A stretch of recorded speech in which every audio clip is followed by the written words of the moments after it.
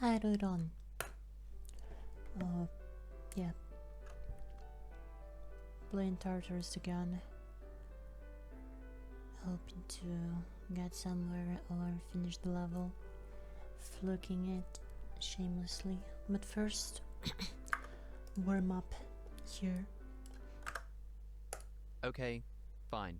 I'll address it. Every single time I ask you for your hot takes to make a video, somebody likes to complain about my rating system. Since I started this series, my scale has gone from Indian spicy at the top all the way down to the opposite of spicy, which is of course minty. But apparently not everybody agrees with me on this. Minty isn't the opposite of spicy. No, it's creamy or milky or something like that. Milky is a common suggestion. I think probably just because milk is like an antidote to spiciness. If you have something really spicy and you're in pain, water doesn't do anything, but milk can usually help. But it's a fallacy to think that that means milkiness is the opposite of spiciness. I mean, if I'm thirsty, then I can alleviate my thirst with water. But if I asked you what the opposite of H2O is, would you say the experience of thirst? No, you wouldn't. And in fact, if you really start thinking about what it means for one thing to be the opposite of another, you run into some problems. For example, what is the opposite of a loud sound? Probably a quiet sound, right? Well, not so fast. To be the opposite of something seems to imply that you take all of its qualities and characteristics and you negate them, you flip them on their head, and that's what gives you the opposite. So sure, you take the loudness and you flip it on its head and you get quietness. But loudness and quietness are both sounds. So the opposite of a loud sound would also negate that quality, so it would be something that isn't a sound. And a loud sound is something that exists. So the opposite of that would be something that doesn't exist. I mean, if you truly take every single quality and flip it on its head and negate it, then if you take anything which exists and you try to find its perfect, true opposite, it will be something that doesn't exist. Opposites don't exist. Opposites only exist in a context. For example, you take the quality of being a sound and you fix it, and you say within that context, what is the opposite of a loud sound? Well, you keep the sound the same, and the opposite is a quiet sound. But that only works if you specify the context in which you are producing an opposite. Like, yeah, okay, what's the opposite of spicy? Well, a true opposite would be something that has no taste whatsoever. It's, the number -3 or something. That's the opposite of spicy. No, that's ridiculous. Clearly, when we're looking for the opposite of spicy, the thing that we're keeping stable is the idea of a thing which you eat and have some kind of experience. It's not actually technically a taste. What spicy food does is it activates some sensory neurons that are all over your body called polymodal nociceptors. Yes, I looked it up. These are the same receptors which are activated when your body experiences extreme heat. So when you eat spicy food, activating the same sensors in your mouth, it literally tricks your brain into thinking that you're experiencing extreme heat in your mouth, even though you're not. So we're looking for something which you put in your mouth and gives you some kind of sensory experience that is the opposite of tricking your brain into thinking that it's eating something physically hot. What's the opposite of physically hot? Physically cold. I wonder if there's a kind of food that you eat which activates sensory receptors that trick your brain into thinking that it's experiencing extreme cold. I wonder if there's such a food. Menthol, ladies and gentlemen.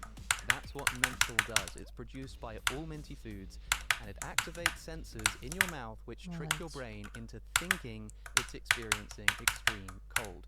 If you can think of a better example of an opposite of spicy in the context of something which you eat, which tricks your brain into an experience of extreme temperature, then please do let me know, but for goodness sake, it's not milky. So all of you, everyone who comments this, who says, minty isn't the opposite of spicy, minty, you're just getting a minty rating for that take every single time. Okay, are you still with me?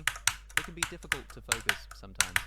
I struggle to focus all the time, and especially given my line of work, it can be incredibly frustrating when my brain just isn't able to get on with whatever it's trying to get on with. But luckily, people like me are exactly who today's sponsor, Brain FM, was created to help. Brain FM is an app for professionals seeking productivity boosts.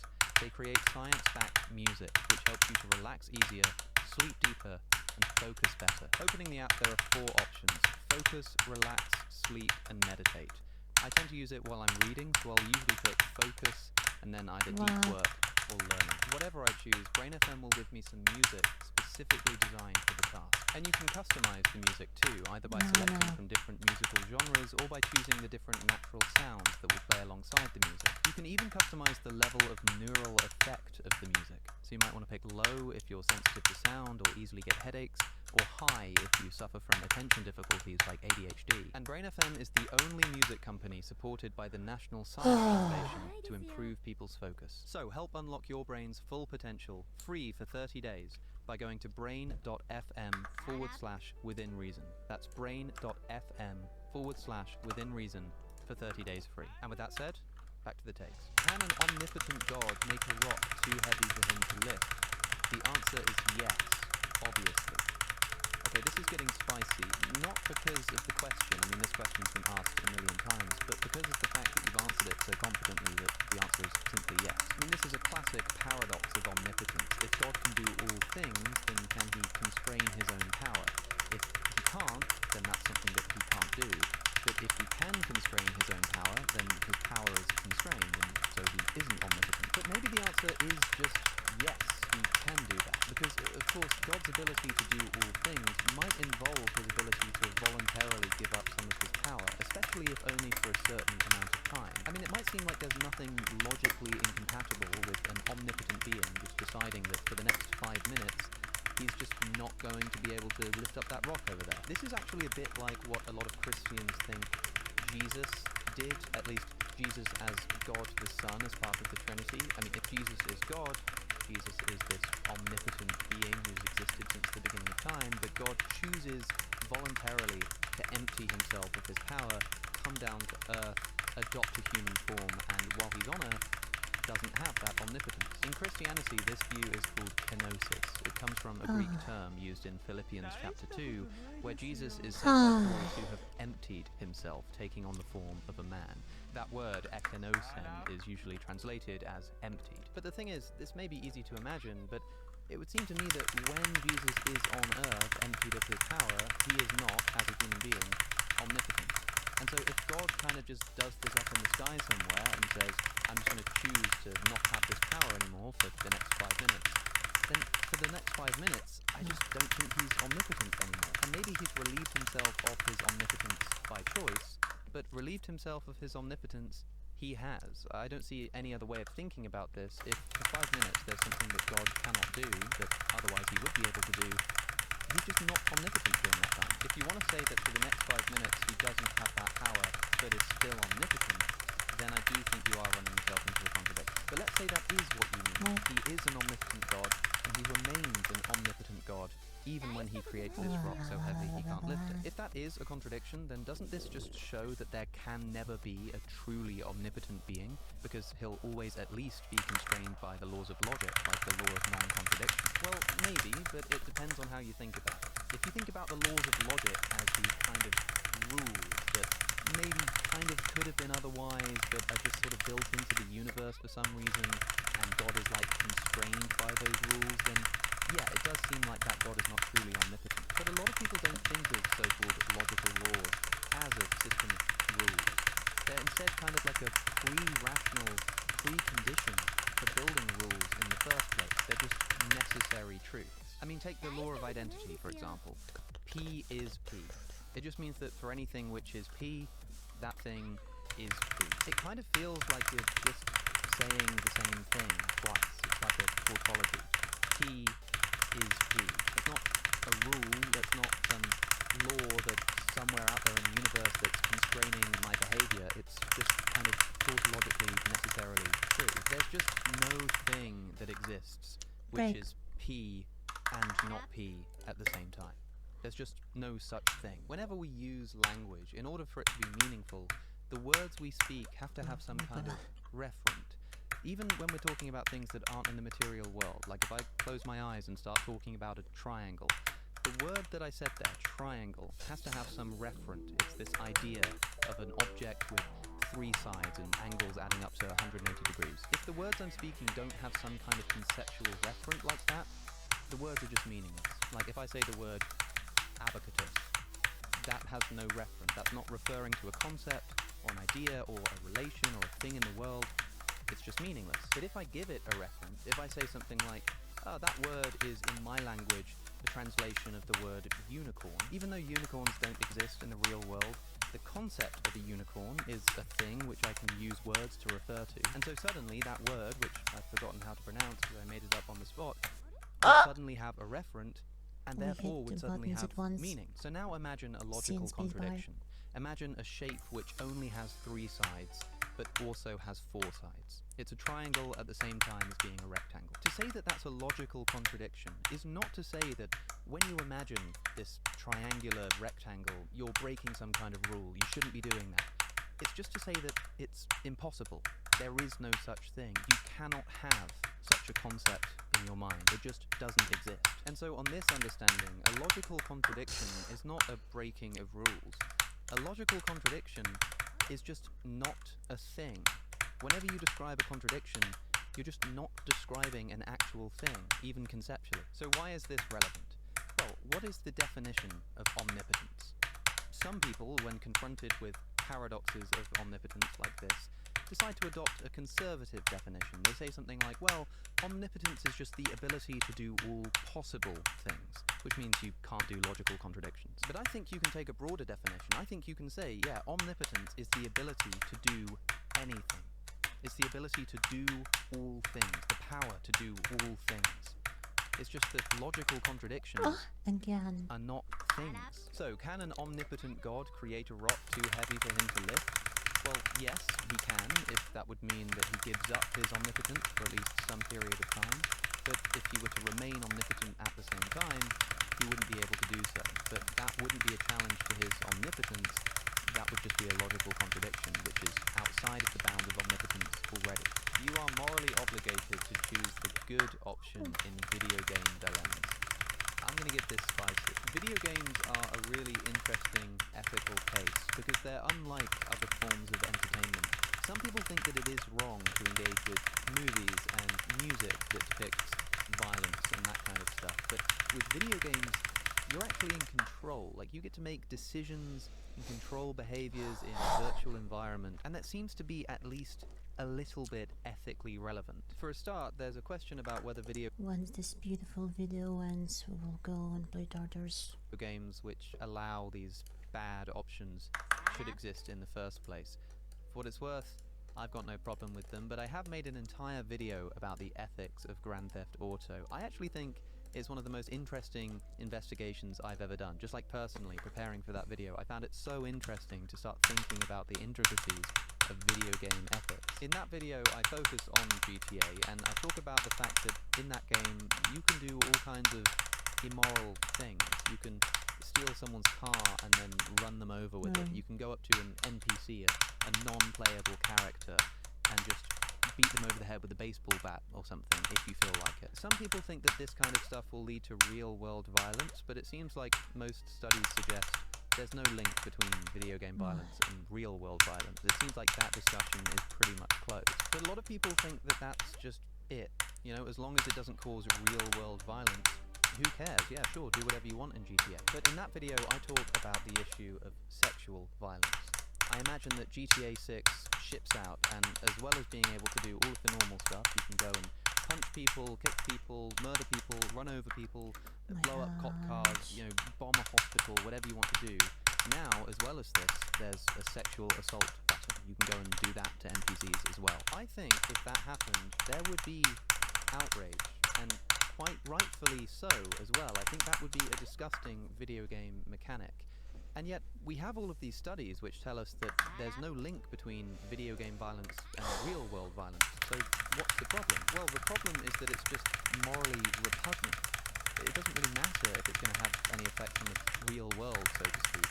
It is just something we shouldn't morally allow for people to take enjoyment in that kind of simulated behavior. I go into this in detail in that video, and I discuss the uniqueness of sexual ethics as opposed to other kinds of ethics, and there's all kinds of avenues to go down. But I think what this shows at the very least is that the ethical question is not just about whether this video game behavior will cause people to do bad things in real life. There has to be something else going on. Like, if we decide that it's just morally wrong to allow people to enjoy simulating that kind of behavior, then why are we just totally fine with people enjoying simulating blowing up a hospital or stealing an ambulance and running over a bunch of innocent civilians with it. And yet, despite these considerations, I just can't really see much of a problem with Grand Theft Auto. I'm going to play it when it comes out for sure. But this kind of consideration might help us to start thinking about what the commenter is saying. That you're morally obligated to choose the good option. I wonder if I will have to put off our clothes if I will get hot. In video games. Not necessarily because it's going to have any real-world effect, so to speak, but just because it's a better indication of character, and it's just wrong to enjoy doing the wrong thing, even in a simulated context. But the reason this is spicy is because it just seems like ridiculous.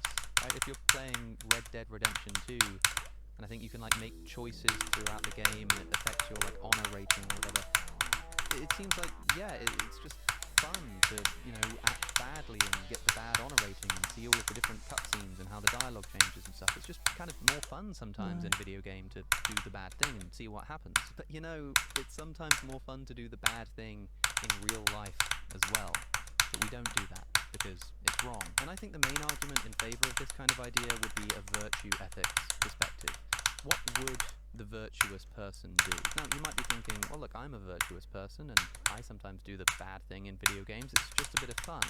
But, like, I imagine someone who, like, hasn't played video games, like a grandparent or something, if I gave them this game, Grand Theft Auto, and watched, like, my grandmother sit and try to play it, and said, oh, you know, if you wanted to, you can pick up a gun and shoot someone, she'd probably be, like, horrified by the idea. Too. And I could say to her, you know, it's just a game, you know, it's all made up. And she would say, no, it's just, that's still just disgusting. I would never do that. People my age have just grown up in a world where we're used to this kind of thing as entertainment. But maybe if we manage to step out of that for a moment and look on it with fresh eyes, we'd realise that actually there is something a bit grotesque about all of this. So just like imagine the most virtuous person you can think of. Maybe it's your own grandparents. Maybe you think of someone like Jesus of Nazareth. Right? Jesus is archetypally this like perfectly With Jesus, shoot people in GTA virtuous for person, fun. right? At least according to Christians. Yeah, think about And so that. think, if you're a Christian in particular, would Jesus play Grand Theft Auto 5? You know, would Jesus, when confronted with an ethical dilemma in Red Dead Redemption 2, choose the honourable action or the dishonourable action? It kind of just seems to me like he would choose the honourable one. Like, can you really imagine Jesus Christ picking up a PS5 controller and going, yeah, let's run over a bunch of civilians? I kind of just can't see it. And if that is the case, then maybe it's an indication that there is something wrong about choosing the immoral behaviour in a video game. Now, to be clear, it might be wrong, but like trivially wrong. It doesn't need to be really bad and really important. Like, if I go and buy a coffee at the store and the person behind the counter says, how's your day going? And I'm having a bad day, but I lie to them because I can't be bothered to get into it, so I say, yeah, I'm doing great. Like, yeah, I've told a lie, and that's probably not ideal, and there'll be people out there who say, that was probably the wrong thing to do, but, like, who cares? If it's wrong, it's, like, the least important wrongness that you can possibly imagine. And video games might be a bit like that. It might be that all other things being equal, yeah, you actually should choose the good option, but if you don't, it's, like, really not that important. Like, yeah, I can't shake the idea that if I watch someone play GTA 5 and pick a bad option, I just don't think that person is immoral. But at the same time, I do just think that if you took the most virtuous person you could possibly imagine and gave them Grand Theft Auto, especially if you did it in like an isolated environment where they weren't brought up with it being normalized, they'd maybe never played a video game before and didn't really understand it, and you showed them the simulated world, I just can't shake the feeling that they would react with horror to it and like refuse to do all of the bad stuff. And if we can learn anything from virtue ethics, it's that what the virtuous person does in any given situation is the right thing to do. So if the most virtuous person you could possibly imagine would choose the good option, maybe that's just the right thing to do. Maybe that is our moral obligation. And yeah, you can say that, well, doing a bad thing in a video game is just a bit of fun. But so are a lot of immoral things, you know, like joyriding, just a bit of fun, you know, trespassing, running around on someone else's property, you know, it's just a bit of fun, it's a thrill, but it's wrong. Stop doing it. I don't know, I'm still going to choose to do the bad thing in video games sometimes. I don't think that that makes you an evil person, but I do think it's an interesting thought, and perhaps one that hasn't had enough, like, ethical attention paid to it. I would love to see some papers written. I'm sure some papers have been written, and some people can point me to them on like the relationship between video game ethical dilemmas and virtue ethics. But just one more thing, there is actually a paper by Brian Tomasik. He's got a website called reducing-suffering.org, and he writes a lot about animal suffering. And he Brian has this Tomasik, essay wait. called Do Video Game Characters Matter Morally? And he makes a case in this essay that we shouldn't harm I know everything. NPCs, non-playable characters. Those are sort of people who just walk around on the streets in Grand Theft Auto or something.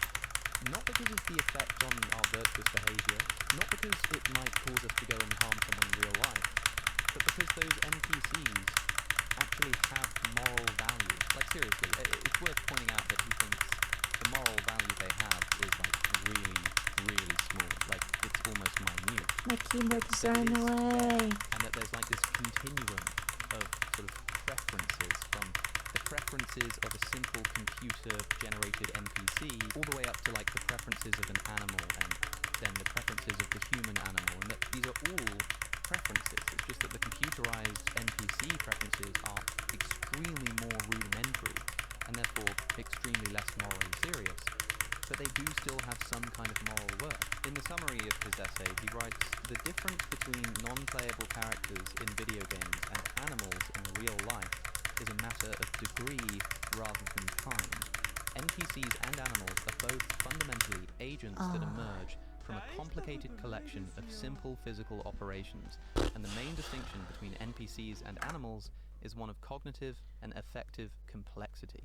Thus, if we care a lot about animals, we may care a tiny bit about game NPCs, at least the more elaborate versions. And look, there might be something to this, right? Like, Yeah. if you're a materialist and you think that all of our brains and animal brains as well are just complex arrangements of atoms that happen to produce these things called preferences, well, computer simulations kind of do the same thing. This is the fear that people have when they think we're living in a computer simulation. It's the idea that a computer really could simulate consciousness, and it would do this by creating these artificial agents that are really just zeros and ones that develop these rudimentary and then slightly less rudimentary eventually preferences which give rise to What? consciousness in this simulation. And Brian Tomasik is just seriously engaging with the idea that there already are preferences, rudimentary preferences, but preferences nonetheless in video game NPCs. At least I think it's something like that. I haven't actually read the whole essay. It might have nothing to do with preferences, he might cash it out in different terms, but he does think that NPCs have some kind of rudimentary moral worth. And I just thought that I would mention it because I just suddenly remembered that that exists. Oh, and no, by the way, I forgot to say, I don't agree with Brian Tomasik. I just wanted to bring it up because I just remembered that this essay exists. But I don't think video game NPCs have ethical worth. It would be kind of horrifying if they did, actually. If you think about the number of NPCs just in one game, and then the number of games that are played by people all across the world, and how often these NPCs are just run over and beat up with baseball bats and have explosives tied to them and thrown off buildings and stuff. It's a pretty horrifying thought, actually. But I will link this rather long essay in the description so you can make up your mind for yourself. I mean, looking at the contents of this essay, it looks really fun. He talks about video games of the future. One of the headings is, what about enemy aggression? Like, yeah, maybe NPCs have moral worth, but what about when those NPCs attack your character? Isn't it a form of self-defense? It just looks really ridiculous, but kind of fun at the same time. Actually, on that point of enemy aggression, he says, the obvious oversight in this argument is that the player is the person who set up the bloody arrangement to begin with. I think he means bloody in the literal sense there, not the British sense. Suppose you build a coliseum and hire a rival to fight you to the death. During the battle, it seems that you have the right to kill your opponent because he's trying to kill you. But from a broader perspective, we can see that it was you who created the whole fight in the first place and thereby ensured that someone would die. So yeah, okay, fair enough. Maybe self-defense is not a good enough excuse for the senseless violence inflicted upon billions of NPCs every single day. We should all be doing something about it as a matter of moral urgency. I don't know. Let me know what you think in the comments. And of course, I'll also link in the description my video on the ethics of Grand Theft Auto. Let's play this level one more time, or maybe let's play this level one more time. Sometimes and rarely I'm on TikTok. And then that level.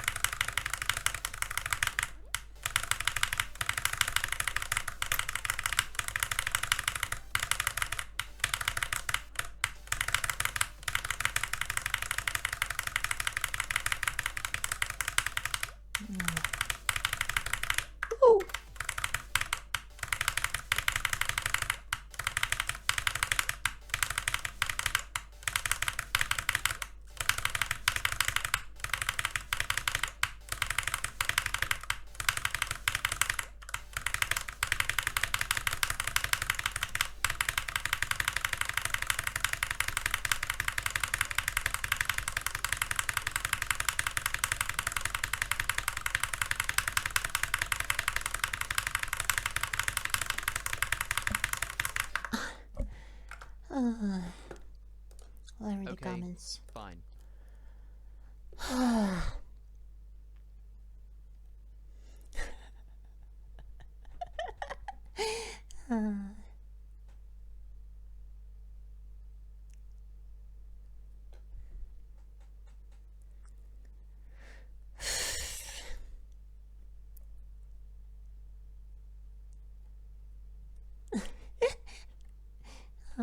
I'm a shadow.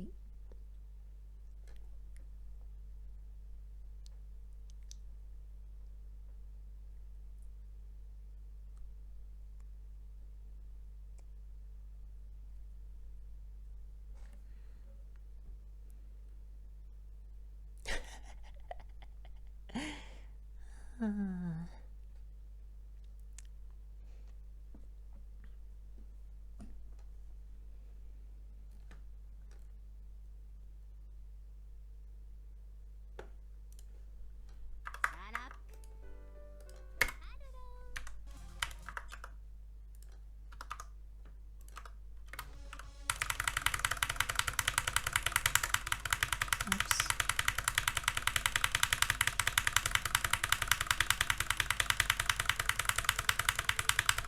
The keyboard is running away. Nah.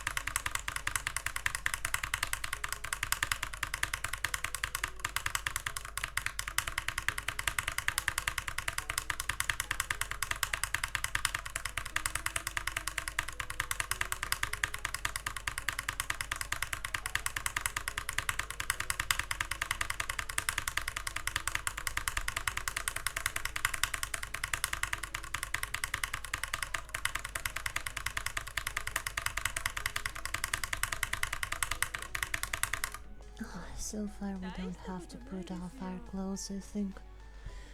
Maybe. Oh.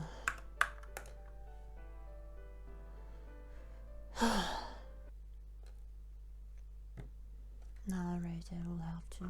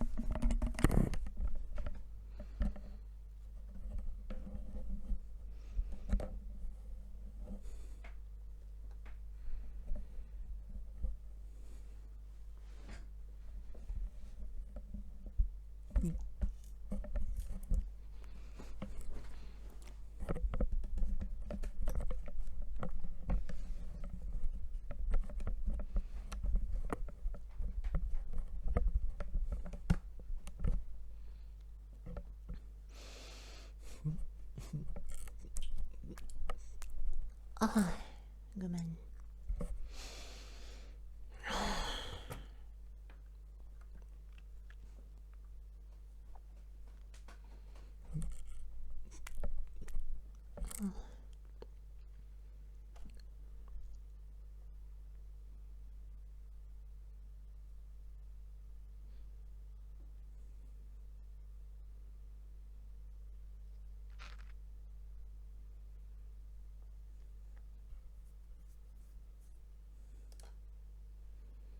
All right. Phil, Nayesh, welcome to the show. Thanks, great to be on. Pleasure to be here. What exactly is the Big Bang, Phil? Well, people think they know, but actually there's quite a bit of controversy as to what we even mean by the term Big Bang. So we talk about two definitions, the hot Big Bang, and that's just the idea that the universe evolved from a very hot, dense state. And then after that, it's expanded and it cooled, and then galaxies formed, and then planets formed, and us. But there's another definition of the Big Bang, which we might call the Big Bang singularity. Yeah. That says that 14 billion years ago, time stopped ticking.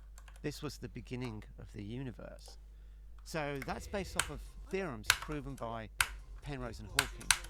And what's interesting is that neither Penrose nor Hawking actually stood by those theorems. They actually think that some of the assumptions in the theorem don't hold in reality, and so maybe we shouldn't trust the idea that the Big Bang was the beginning.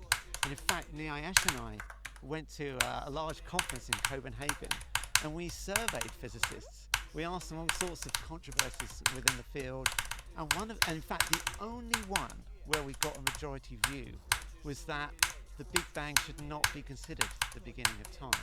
Rather, it's a much more modest claim that the universe evolved from a hot, dense state and then We're not expanded bad. afterwards. Interesting. And that hot, dense state that you're Pretty referring much. to is not the same thing as this singularity, right? When people imagine the Big Bang, almost by definition, it's the bang at the beginning. It's where everything got started. And so when you describe this hot, dense state, people might be imagining taking all of the matter and shoving it down to the size of an atom. But this hot, dense state is not that singularity that people imagine. This is sort of a little bit later on in the history of the universe, if there is such a thing as a singularity or whatever. This hot, dense state is slightly bigger.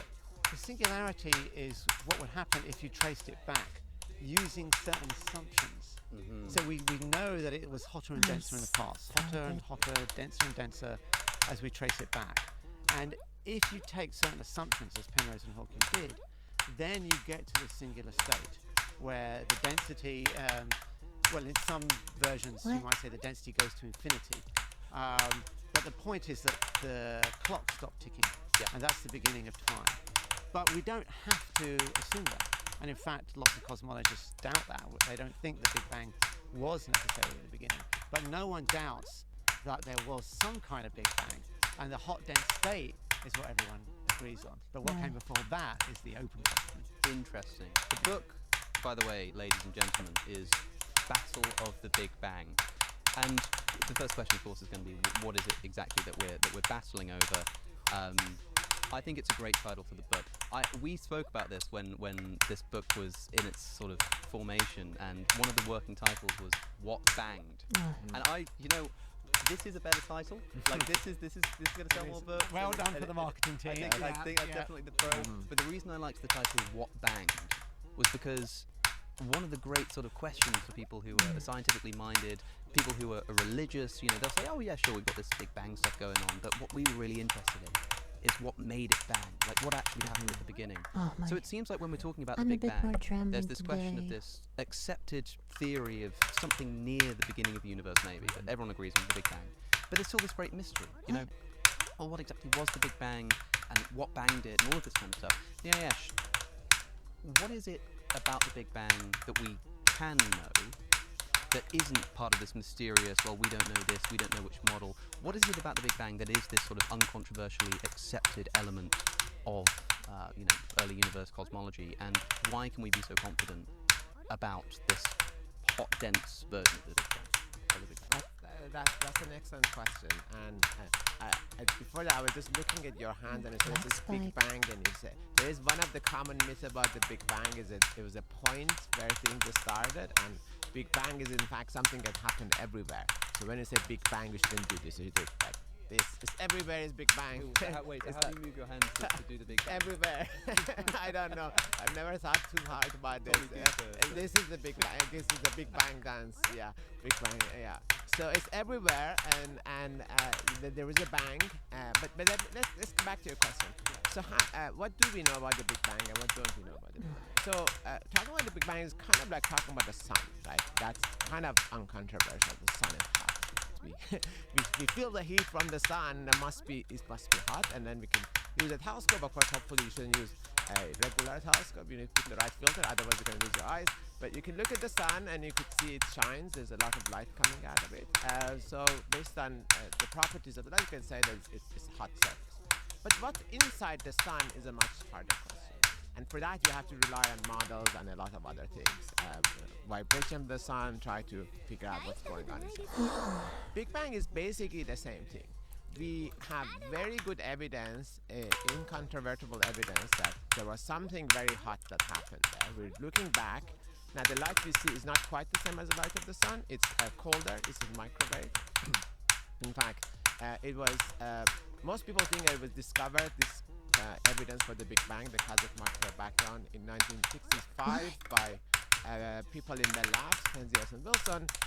We point out that a little known fact, it was a Canadian, where I come from, who discovered this cosmic microwave background 25 years earlier, in the 40s. And so basically the same way that we see this heat from the sun, or we experience or see the light from the sun, there is a heat from the Big Bang that we get to feel.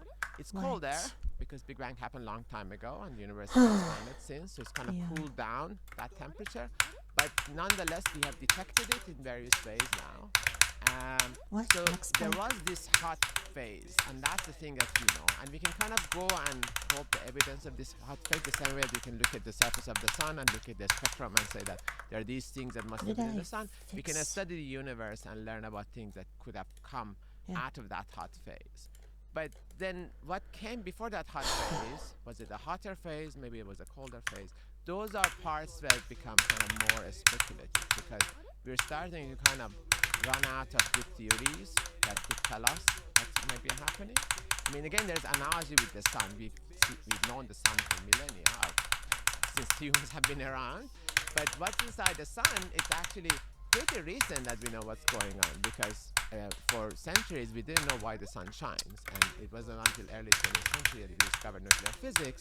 I mean, all the other sorts of energy are just not efficient enough. The sun would run out of energy within like a few thousand years or a few million years. It wasn't until we discovered nuclear energy that we realized basically all the stars, including our sun, are nuclear reactors. And that was the missing bit of physics that kind of had bewildered physicists or astronomers for centuries.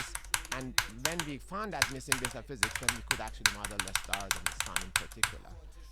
That, for the Big Bang, we still have that missing piece of physics. And this is kind of the theme across our book, that the problem is gravity and quantum mechanics will both become very strong as we approach the Big Bang. And we don't really have a unifying theory of quantum gravity. There are many proposals for this.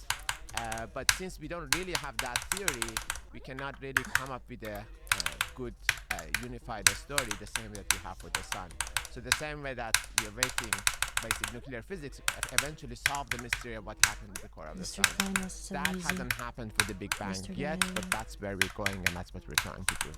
So we've got some good evidence for this hot, dense, early state of the universe. Right. And you've just mentioned this cosmic microwave background radiation, which many listeners might have heard of. And there's that wonderful story of Penzias and Wilson, who are sort of, I can't remember what it was they were actually doing when they kept getting this hissing.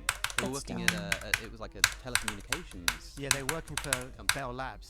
So they were a telecommunications company. In fact, there's an incredible irony here, because one idea for what might have come before the Big Bang is something called the Big Bounce. So there was a contracting universe and an expanding universe. And in fact, what was happening at Bell Labs early on, in the early 60s, was they were testing communication satellites. and there was a documentary made about what they were doing, and the name of the documentary was called The Big Bounce because they were bouncing signals or something. That's so fun. I love the way that these like myths and stories crop up in the history of cosmology.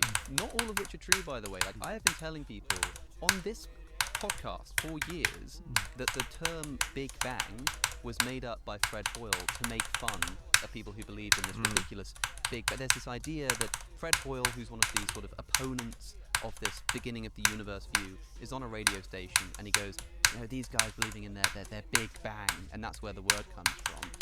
Fred Hoyle did come up with the term, but it wasn't pejorative, right? If I No, there's no evidence that it was pejorative. People assume it was pejorative, maybe because he was an opponent of the Big Bang. But what they forget is that he was also one of the main popularizers of science at the time, and he was trying to explain the rival theories to his audience in a way that could give some sort of metaphor, because he was on the radio, no visual aids. And in fact, Gamow, who was one of the proponents of the Big Bang, told his students that that Hoyle had used it pejoratively in a debate that they did on BBC Radio.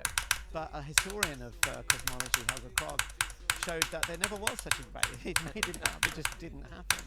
So that's where the myth of the pejorative term comes from, but there's just no evidence. It's a shame. It's such a good story as well, though, isn't it? It's always fun when people take on these labels. Another myth, well, I say a myth, another myth we sort of hinted at just then, is the idea that Penzias and Wilson sort of geniusly discover this sought-after microwave background radiation. This is like, they call it the afterglow of the Big Bang. Right. The Big Bang happens and it leaves this pattern of heat all across the universe, which if the Big Bang occurred, we should still be able to detect today. Yeah, that's right. And so there were sort of people looking for it, and then Penzias and Wilson, geniuses as they are, discover it finally, prove the Big Bang, and win the Nobel Prize. It is true that they got the Nobel Prize, but they discovered it by accident. That's And right. just up the road from people who were working and trying to find it, and were nearly there. And even though they found it by accident, they're the ones who got the Nobel Prize. And it had been detected earlier, just not recognised. That's right. So it's this incredible story of how all the evidence was sort of there, but it just took the right people to put it together. There's so much historical contingency Psychology. involved in actually finding the right evidence in the right context. And it's amazing how these kind of discoveries happen, because like often there are like so many pieces of evidence that are here and there and pop up, and in the hindsight you go back and say, oh, we could have inferred this from this and from that.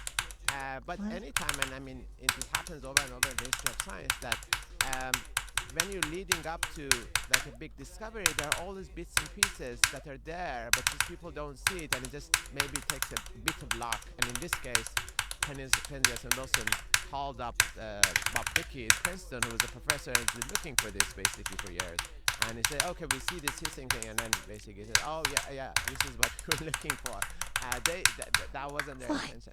But it's amazing, and it kind of tells. I think there's a broader lesson here, which is about the role of serendipity in discovery. So Bell Labs, for example, is a commercial company, right? They were trying to make communication and phones.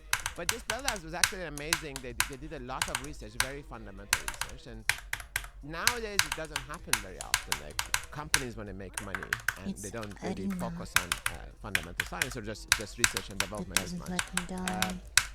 And in the role of kind of reverse with the government, you know what happens with the governments kind of the budget cuts and stuff. But so the question is, you do need this investment in serendipitous science, because you never know where these things are going to come from. And these connections are random, but if there are enough of these triggers, eventually they're going to connect. And I mean, that's what happened for the CMB, that there were people were anticipating something, and then there was enough investment in direction of kind of advancing technology to find it, and then it eventually happened. And I mean, I'm amazed at what's going to be the next discovery. It might be already in the making. There might be pieces of that are here and there. People are seeing things they cannot quite connect the dots. But if there are enough of them, hopefully those connections will happen again. But of course, the first evidence for the Big Bang we've had for thousands and thousands of years, since the writing of Genesis, of course, which predicted that the universe began to exist out of nothing, that God said, let there be light, ladies and gentlemen. And now we have this evidence that exactly that has occurred. In fact, it was a Catholic priest who is credited with sort of first maybe coming up with this idea of the Big Bang. I never like to pronounce his name, but it's something like George Lamart. It's Lemaitre. Lemaitre, Yeah. with a bit of a phlegm in there somewhere. And he's a Catholic priest. And when he sort of theorizes this Big Bang, and when the evidence starts coming in, Pope Pius, the Pope of the Catholic Church, declares publicly that this is the evidence of the fiat lux, of the let there be light. So, quite clearly, at the very least, we've got evidence pointing towards, even if it's just this sort of, at that time, just the cosmic background radiation later on and the universe's expansion and stuff, we're looking at evidence for the beginning of the universe, right? Well, it's interesting you talk about Lemaitre because he was a very jovial chap, apparently, always in a good mood, except for that moment when the Pope declared the fiat lux and said we're going to use the Big Bang to prove Genesis. Lemaitre was very, very unhappy about that. He wanted to keep his science and his religion absolutely separate. And he had a meeting with the Pope.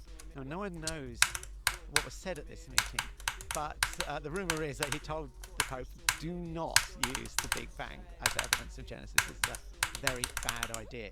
And in subsequent talks, Pope Pius never mentioned the Big Bang again. So I think it's good advice from Lemaitre not to use it. And actually, I was brought up Hebrew, so I actually know the Hebrew. And I don't think it's even been translated properly. I don't think it says in the beginning God created the heavens and the earth. What I think it says is, and a lot of Hebrew scholars agree with me, is that when God began to create the land and the sky, and we know it's land and sky because the words in Hebrew, haaretz, means the land. I mean, lots of Jewish children will sing songs about the land of Israel, haaretz Israel. And Are they Hashemayim religious? is the sky, it's where the birds fly. So I don't think Genesis is in any way talking about the beginning of the universe as we know it. In fact, a lot of rabbis thought there was something before the creation. There was a chaotic state. It's when God moves over the face of the waters. This is a representation of the primordial chaos. And it's very, very similar to the Babylonian myth, the Enuma Elish. And lots of people have drawn parallels to the Enuma Elish. So much more likely what's going on in Genesis is a sort of monotheistic repackaging of this ancient Babylonian myth. And indeed, in the Babylonian myth, there are sort of 7 tablets of creation. The gods rest at the end. They defeat the sea monster called Tiamat. And the face of the deep, the word deep in Hebrew, is something very, very similar to Tiamat. So I don't think there's any real description of the Big Bang in Genesis. And it doesn't really say that the universe had a beginning. It doesn't talk about the beginning of time. It doesn't say the universe came from nothing. And ironically, neither does the Big Bang say the universe came from nothing. It just says it came from a hot, dense state. So not only does the Big Bang not describe the universe from nothing, but neither does Genesis. It's a great irony, isn't it? I mean, I did an episode a while back on the translation of this particular passage in Genesis. In the beginning, God creates the heavens and the earth, or when God created the heavens and the earth, or the land and the sky, he did this. And it's the difference between there sort of being this empty frame at the beginning of the cartoon.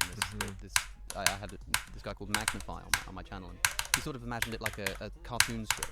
In one interpretation, the first sort of square is like an empty box. That's the beginning, and then God creates. Whereas on this other interpretation, in that very first cartoon box, you've got God, you've got the primordial matter, and God sort of fashions it. And this is a great irony, isn't it? Because people think that Genesis says that there's a beginning of the universe, and the Big Bang proved it. But actually, translation-wise, maybe it doesn't. And actually, if we're careful enough, maybe the Big Bang doesn't either. So when people hear the Big Bang, they're going to think we're talking about the beginning of the universe. That's what the Big Bang is by definition, right? We'll get back to the show in just a moment, but first, do you trust the news? I don't, and a lot of that has got to do with the bias that inevitably seeps into media reporting. We can never get rid of media bias, but wouldn't it be... Yeah, we can't. We just talked about these two different definitions. Niesh, why is the Big Bang maybe not the beginning of the universe? I thought that's kind of what the whole thing was about. Right. So, of course, that, like many questions, that depends on what you mean by the beginning. So the Big Bang, in some sense, is the beginning of something. It is the beginning of where we start to understand how to describe universe, to talk about universe in the language that we can speak right now. So we have this hot, dense state, and then you can go back. And then at some point, kind of things become less and less clear, basically more and more fuzzy. So, I mean, the earliest we can use the laws of physics, and we have direct ways of kind of testing what we say about the Big Bang is maybe a minute or so after the so-called initial singularity. That's where the elements were formed, in particular hydrogen, helium, some lithium, deuterium. So these were forged at the Big Bang. Of course, they're forged in the stars as well, but primarily at the Big Bang. And going before that, we have ideas, but then we kind of going on a limb. We kind of take ideas and try to push them, extrapolate them to their logical conclusion. And that leads us to a point where if you push them, so it's kind of you're saying that this car is moving that way. Okay, it's going to keep moving this way at, I don't know, 60 kilometers an hour. And maybe it's going to go that way for an hour. Maybe it's going to stop in 1 minute and take a turn. You don't really know because you just know what it's doing now. And that's based on what we're saying. You could kind of extrapolate, but it's like extrapolation could be wrong because it could take a turn. And they're using the rules that we know to do this extrapolation, but the rules that we know kind of stop at some point. This is like a backwards extrapolation. Yeah, exactly. Backward extrapolation. Freezing the universe down and down. That's right. Assuming that keeps going. Assuming that it keeps going, right? Assuming that it keeps going, it takes us to this point where kind of time stops ticking, and densities and pressures and temperatures could blow up, basically go to infinity. So that is what Penrose and Hawking back in the 60s called singularities, and they thought it was unavoidable according to those theories. But those are based on assumptions, and we know that assumptions fail, and almost every practicing physicist thinks at least one of the assumptions that due to singularities fail at some point. So they think that there's this thing called the singularity, which is also what's at the center of a black hole, famously. That's right. Penrose's work on singularities in a black hole that Hawking sort of cottons onto and says, hold on a second, if you take that singularity business and play it in reverse, you might get something like the Big Bang and singularity at the beginning of the universe. And this is a sort of reversing of time and an extrapolation, or whatever the opposite of an extrapolation is, towards the Big Bang. You just said that though relies on a few assumptions. What are some of the assumptions that this extrapolation relies on? Excellent. So there are basically four theorems, four assumptions that go in these singularity theorems, and these are we kind of go over them in our book in a lot of detail. The first one is gravity is always attractive, which we think should be true. I mean, gravity, kind of its name, is attractive. Except that we now have incontrovertible evidence that gravity is not attractive on larger scales. We have this thing called dark energy, or cosmological constant. We've known that for almost 25 years now, that expansion of the universe is speeding up. So right now, this very minute we're talking, on very large scales, gravity is not attractive, it's repulsive. So, of course, back in the 60s, they didn't know that, so they assumed gravity was attractive. That's assumption number one. Assumption number two is we have 3 dimensions of a space and 1 dimension of time. That's, of course, I mean, everybody agrees there's 3 dimensions of space, x, y, z, can go up and down, left and right, front and back. And then there's time is ticking. But it doesn't have to be the case, and in fact, as we go in detail, many theories of gravity suggest that there might be extra dimensions, either the extra dimensions of space or time. So that's another possibility. Or maybe you could get rid of one space and add one time, or vice versa. Maybe you get no time and 4 spaces, etc. So assumption number 3 is that there are no time loops. Basically, time machines don't exist. And I mean, this is of course subject of basically indefinite fascination, infinite fascination, science fiction. Could there be time machines? Could there be not? And I mean, another chapter in our book that we go into is, there could be very plausible scientific scenarios where there are time machines now. Not all favorite science fiction movies may come true, but there could be some versions of time machines that exist. And assumption number 4 is at some level at the heart of basically any theorem, is that you need to assume some mathematics, basically. And the mathematics is mathematics of Einstein's theory of general relativity. But that one, that also we know that it has to break at some point, because quantum mechanics is this other theory, as I mentioned before, that we have, which is very successful. The reason you and I can talk, your viewers can actually watch us, is because engineers have used the rules of quantum mechanics to engineer basically technology for us to be able to communicate. So rules of quantum mechanics are very, very successful, happen to be inconsistent with mathematics of general relativity. So that needs to be revised. So these 4 assumptions, probably at least one of them, maybe all of them at some point. So this idea of kind of extrapolating back in time, that definitely fails. And that opens up kind of the door for all imaginative ideas that we still have to put in within straitjackets. So this Feynman has this famous quote that science is imagination in straitjackets. So we are free to imagine things because there is no definite answer at that point. But still, what comes out of whatever we imagine should match our detailed observations of the Big Bang. Cosmic microwave background, distribution of galaxies, the geometry of the Big Bang, the sound waves that we measure coming out of the Big Bang. My life is So these are all the now. things that whatever imaginative, creative thing you come up with has to explain. And this is no joke, ladies and gentlemen. I mean, all of this talk about time loops and the Big Bang not being the beginning of everything. One thing that I love about this book is I don't know what you consider the genre of this book to be, whether you consider it to be, it's kind of a history in part, it's like an overview, almost like a survey. But what this book does, Battle of the Big Bang, should become clear to people now that the battle is for the model of what banged, you know? Right. And the great thing about the book is that you sort of remain agnostic. I mean, not personally agnostic, but the book is just exploring these ideas. And so if you're interested in this stuff, the book just sort of just goes over these ideas and says, look, here's an idea, you know, take it or leave it. And that's why I love this so much, because it's one of those books that it doesn't profess to have an answer, so you just have to sort of go away and give it some thought. And one of the big questions is that throughout all of these different models, and you talk about some, 25 or so different models of what the Big Bang actually was and how it worked, is you've actually got like a cheat sheet at the end, a big table of like, does it involve inflation? Does it? And one of the columns in this table is, does this model say the universe has a beginning?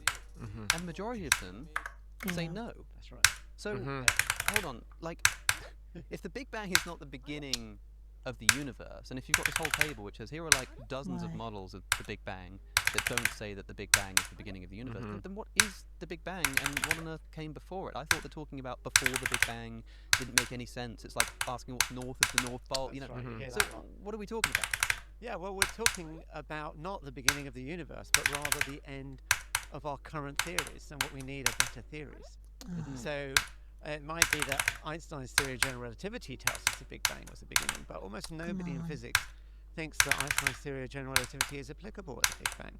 As in the IS said, we need a theory of quantum gravity. Is that because the Big Bang is so small? Or like, why is it that general relativity breaks down at the Big Bang? So I wouldn't necessarily say the universe is small at the Big Bang. It could have been infinite at the Big Bang. It could be infinite now. We don't know how big the universe is. Rather, it was denser. That's the point. It was much denser and hotter in the past.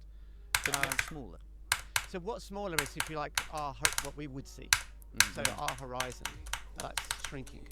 So the observable universe, you might say, is getting smaller. But what So does it mean that's to say smaller that than it that. might not have actually Yeah. been small? I mean, again, like, it's difficult to imagine, right? But when I think of even just the Big Bang of the hot dense state, forget the singularity, I'm imagining in my head, again, here go my hands, something sort of shrinking. Is that like the wrong way to be thinking about it? So think of like this room. Yeah. That's what you can see at the moment. I can't see what's outside this room. So similarly, we can see out quite far, but nobody thinks the distances that we can see, billions of light years, is the whole universe. So that bit that we can see, you can think of that as shrinking. So the observable universe was smaller. That's something. So I have another analogy for you, actually, which I think it's in the mathematically reasonable, actually. So we know Let's about not black die to holes. the You UFO heard about black ever holes. Like black holes have before these the millennium. horizons, right? Yes. That if you fall into them, you can like Event horizon. event horizon of a black The hole. point at which not even light can escape. Not even light can escape, right? So if you're outside, in principle, you can shine a light, but if you fall inside of it, even if shine a flashlight, you cannot get out, right? Universe is actually, even today, the universe is like a black hole inside out. I just So we have a felt it. horizon, I but just instead of felt we that being something was outside the gonna go horizon, we're fucking inside the wrong. horizon. So I don't know. we are surrounded by it, I did and there's a 45 point, so well, basically, thanks to you go you. beyond that, you cannot return. So we cannot see people beyond that horizon. And it's kind of like they're falling to the black hole, except that, yeah, we are in the center and the horizon surrounds us is everywhere. Whoa. Okay. Yeah. And is that to do with the expansion of the universe? It has to do, exactly. The expansion of a universe is actually stretching everyone, is pulling everyone apart. And at some point, there is a point that we are being pulled apart in something faster than the speed of light, which you think like it should be impossible. But this is the thing. I cannot move faster than the speed of light relative to you, but the universe somehow can move faster than the speed of light. It's something that's in fact within the mathematics of relativity itself. You're not really violating anything because there's no particle that's moving faster than the speed of light. It's the space itself that's moving faster. But then basically what it's doing is that, so those things are just kind of moving so fast that we cannot see them, and they're outside. So you can think of it as expansion of a space, or you could think of it as just like the way you think of a black hole, but inside out. And the distance to this horizon just gets smaller and smaller as you get closer and closer. What? I to never the Big died in this Bang. wave today. So a universe, so the space could be infinitely big. We don't know, but I mean, it's consistent with observations that the space is infinitely big. But the amount of a space that we can see up to the horizon, basically, the cosmological horizon, becomes smaller and smaller as you get to the Big Bang. Yeah, as if we Right. had like a huge sort of fabric, and I just took this little bit of the fabric and stretched out that bit of fabric. Let's never That's die right. to And this that, shit. like within that bit of stretched fabric, you could see everything around you like flying apart, and think that all must have come together. But it could just be one tiny little ripple in a massive fabric. That's right. I love this, Exactly. this black hole inside out thing. That's really Yeah. good to think about. And I think for people to understand, if the universe is expanding, it means like if something is expanding away from you, it means that the further something is away from you, the faster it's moving away relative to you. Right? That's you can right. sort of imagine stood in the middle of the fabric, or the famous example of a cake, like a raisin cake or a chocolate chip Yep, cake. yep. I know how much you hate raisins, Phil. Expanding. Is that because my hand And is like if you were in the trembling? middle of that cake, the raisins or the chocolate chips just next to you would be moving away slowly, and the ones at the very edges would be moving faster. As the universe gets bigger and bigger, at the very edges, those chocolate chips are moving away so fast that if they're moving faster than the speed of light, or rather the space, Yep, yep. so that it has that effect. If that chocolate chip is moving away from you faster than the speed of light, What do we then do? when light comes off that chocolate chip, it can't reach you. That's because right. the whole Yep. thing is moving away faster than the speed of Yep. light. I won't Absolutely. be It's able kind to of like, pass you this know, level if I die to A this car shit. driving away faster than the speed of sound. beginning If you play a so sound, often. that sound's never going to reach you because it's zooming off with the car. And so you just reach the limit of our I just observation. won't be able Right, like to. anything that's beyond that point, even if it's emitting the brightest light on Earth, I it need just to doesn't get have to the the time drop to reach every us because it's time. all expanding away from us. And so, So I think I should stop you there. I mean, as a student of relativity, I said you shouldn't compare sound and light in that extent, because in fact, light sound always travels with its medium, right? Haruna. So So no matter how fast the car moves, the sound that comes to us Oh my God. basically is the speed of sound with respect to air, the which air, is whereas light just light is independent of frame, right? Yeah. So I think it would be true that if there's a sound and then moving, like you have a supersonic plane, then you may not hear basically, because it's moving very fast and speed of sound. But if the supersonic plane make a sound, we're gonna hear it, because the sound is propagating with respect to Sure. yeah. I think Anyway, it's helpful to yeah. visualize. I mean, Yeah. I guess if people are struggling to imagine this, imagine like a car moving at 10 kilometers per hour to the right, Right. and imagine that it emits, relative to the car, it emits like a particle that travels at 5 kilometers per hour in the opposite direction. That's right. like because the car is moving 10 kilometers that way and it's moving relative to the car, that particle will actually like be moving away from you, I guess. That's right. And so it Yeah. would never actually reach you, even though it's been emitted from the car towards you. Yeah. If the overall movement is away, that particle That's goes true. away. And so That's light true. would function in a similar way, that the light would, relative to you, be traveling away and would never reach you. And so we just reached like the limits of our observation. And so, okay, maybe then the Big Bang is like a localized ripple in a larger fabric, but like, how can we begin exploring that question? If we're talking about, you know, anything outside of the Big Bang being like, by definition, beyond our observational capacities, how can we even begin writing a book like The Battle of the Big Bang? Surely the only answer is we have absolutely no idea and can never have any idea. Good. You were asking what is this book actually? I just had an idea. You heard about the Schrodinger's cat. There's like a dead cat and a live cat. It could be the same. So this book is like a Schrodinger's book in the sense that it's a fiction book and a non-fiction book at the same time. So we're trying to get to what fiction, what myths about the Big Bang. And there's a lot of myths about the Big Bang. There's some that we talked about, but there's also myths that kind of cosmologists believe in, and they think is supported by evidence, or they think is proven. For example, there is a leading theory of the Big Bang known as inflation, which suggests that the universe was expanding very, very fast in a very, very tiny fraction of a second. Was doubling basically every tiny fraction of a second. It expanded by 30 orders of magnitude or so. This is right near the beginning. Right near the beginning. And this is so this is an idea. Now I'm going to tell.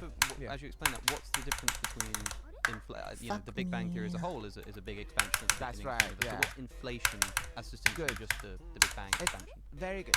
So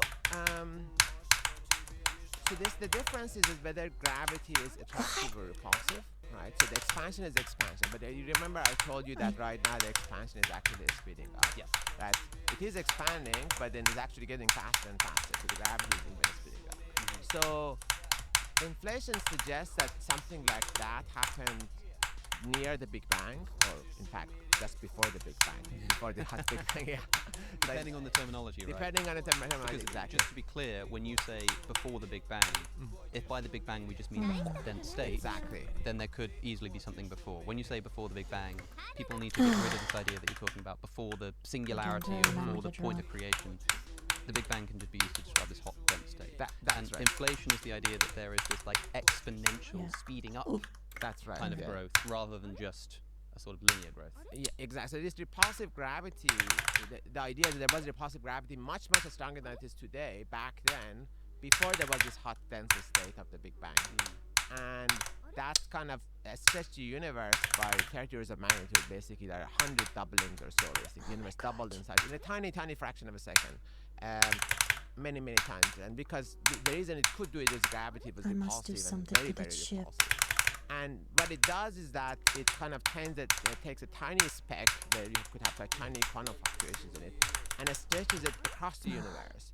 So you get this very big universe, which is very uniform, the way we see it, with tiny fluctuations, which turn out to basically become these sound waves that we see that basically form, we see the ripples in the cosmic microwave background, and then eventually they form galaxies and stars and everything. So inflation is a leading theory, and many scientists, many cosmologists think it's proven, and we argue it's wrong. In fact, there are others, many other leading scientists, like many we named, like Roger Penrose, who actually one of the originators of singularity theorems and won a Nobel Prize for them a few years ago. He thinks that inflation is not really a reasonable theory, and maybe we go over all other ideas, but here's the thing. So there are a lot of myths, and we try to go over them, and we discuss what evidence there is. But we also say that it's not really mythology what we're doing, right? Because there are very precise measurements, and there are many of them. There are dozens of them that we talk about.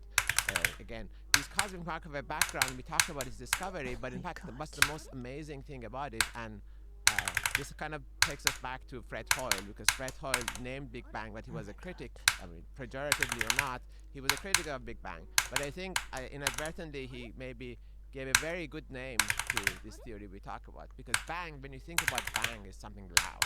And our best evidence for what happened at the Big Bang is the sound waves. We cannot quite hear it with our ears, but there are ripples, variations in the cosmic microwave background that were just the sound waves, the primordial sound waves that must have been created at the Big Bang or before the Big Bang by whatever that happened. And these properties of these sound waves are measured very precisely now. How big they are, how they change on wavelength, they depend on wavelength, and they are stretched on millions or billions of light years, so they're very, very much bigger than, much longer sound wavelength than the sound was used to communicate right now. But they are there, and they're measured very precisely, and any speculative, weird time travel idea you come up with has to explain them. Right? And that's kind of that's why These are sound waves that we measure now. I just. these are sound waves that I'm so we measure suicidal now in this now, game. but it's kind of we measure them indirectly because so what happened was they were propagating across the universe, but at some point universe becomes basically low density, so sound waves kind of freeze. Yeah, because people want to know, like, how can sound waves travel across the universe if the universe is this sort of vacuum? You need air for Very sound good, to travel. good. Yeah, yes. So, I mean, universe is not empty. There's matter in the universe, right?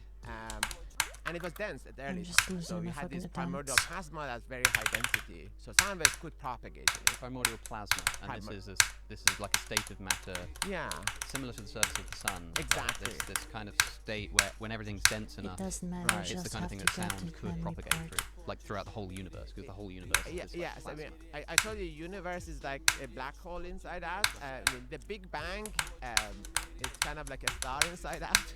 I mean, I guess an empty universe is like a black hole inside out. But if you have matter and Big Bang, so Big Bang is like a star inside out, like a sun inside. So we can see the surface, right? And in fact, literally, it's the same analogy, right? So we can see the surface of the sun. We cannot see inside the sun, right? I And the same cannot as the Big believe Bang. We I'm can so see unlucky, this thing called the Arina. last scattering surface, which is kind of Oh the my surface of the Big Bang. It's God. where light can, the density is low enough so Maybe light can if we propagate to double us. click sooner. But then beyond that, light cannot propagate directly, but sound waves can. And in fact, that's exactly the same way we can probe what's inside the sun. Of course, we have our mathematical models, but there are also sunquakes. It's called like helioseismology is a sign. So because sun is kind of very active, you could use our solar flares. In fact, Phil is very good at imaging all sorts of sun-related things Oh, and auroras, and then the pictures of the And various. Phil's own images appear in the middle of Right. the book, and I must put a link to your, like, what is it, your Flickr Yeah, account or whatever. Flickr, I do Phil astrophotography, yeah. Phil is also a phenomenally talented, like, space photographer. It's like Right. I was blown away the first time I saw it, so I'll try to remember to put that in the description as well. So yeah, but Yeah. the sun. The sun, yes, the sun is a very active place, and there are all various activities that happen. But in particular, basically, there are waves that propagate in the sun, and by mapping these waves on the surface of the sun, so these are sound waves, and Oh my also there are God. gravity waves. There are different types of waves. My dream By is to mapping never these die sound to waves, the you can 4% actually ship. map what's inside the Fuck. structure inside the sun all the way down to the core of the sun. Which is also kind of how we know what's inside the Earth, because I mean, Earth, there are also earthquakes, and by mapping those, you can So see we're what's looking at the effects on the surface, the sound waves, the gravity Right. waves, and from that we're seeing what's in the center. That's right. And the Big Bang is like a star in reverse. Exactly, and that's what we do with the Big Bang. We see the surface of the Big Bang is obviously inside instead of outside, so it's kind of inside out, but it's still we can see the ripples on the God. Yeah, we're looking at the surface from the inside. Yeah, we're looking Exactly. at, that's interesting. Yeah. Yeah, But yeah. it's the same kind of The process. What? same idea, and those sound waves can go much deeper inside. And then there's something even more exciting.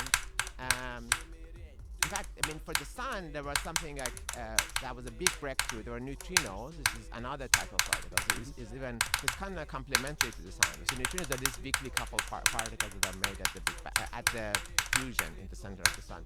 And we eventually detected them. We've been detecting them for a few decades, but they weren't quite matching until we detected all different types of neutrinos. So the key is that you want something that kind of can really No propagate. way. For the Big Bang, No. there are neutrinos. They're just very hard to see, so we haven't quite cracked that nut yet. I But forgot. there's also something possible which is called gravitational waves. So these are ripples or fluctuations basically waves in geometry. So even if there's nothing, that you could have geometry of a space according to Einstein's relativity, which could ripple and wave. And those could have been emitted from the Big Bang.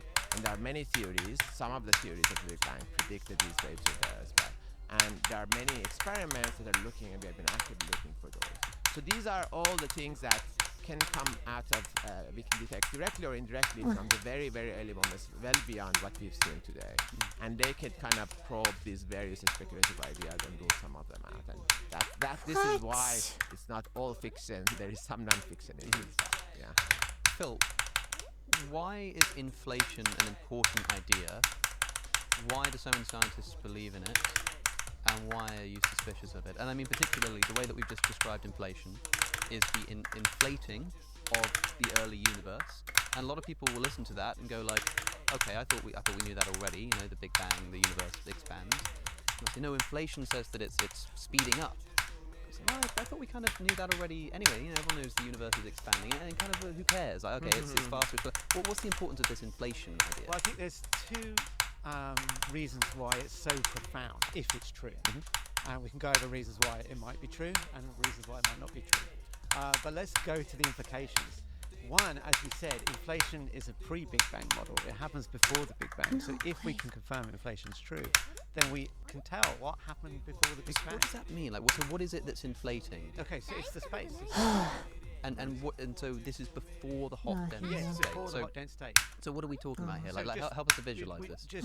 Well, imagine empty space, but it's filled with some a field maybe that will push the universe to accelerate in its expansion. So But this is not hot and dense. no, it would be as cold as it could be. And then when inflation ends, all the energy in that inflating space actually is converted into matter and radiation. Then you have the Big Bang. Then it's hot.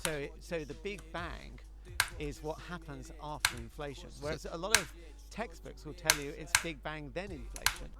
But even I interviewed Alan Guth, the inventor of inflation, and he calls it a prequel to the Big Bang. So inflation, like sort of exponential increase in the size of space. Am I allowed to say that?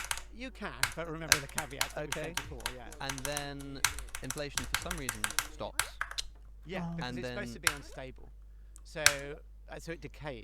And this is the next most important implication. And then, but then the energy of that expanding space turns into matter and radiation, and that matter and radiation is the bang. Is the bang. Is the Yeah, bang. absolutely. All right. Yeah. But here's the other super profound implication of inflation. While this inflating in space is decaying, it's also expanding exponentially. So you could imagine it like a radioactive particle decaying. It decays with a half-life. So imagine one bit decays, that's our Big Bang, that's our universe. But think about the bit that's not decaying. I thought it was what is dead. it doing? Well, it's exponentially expanding.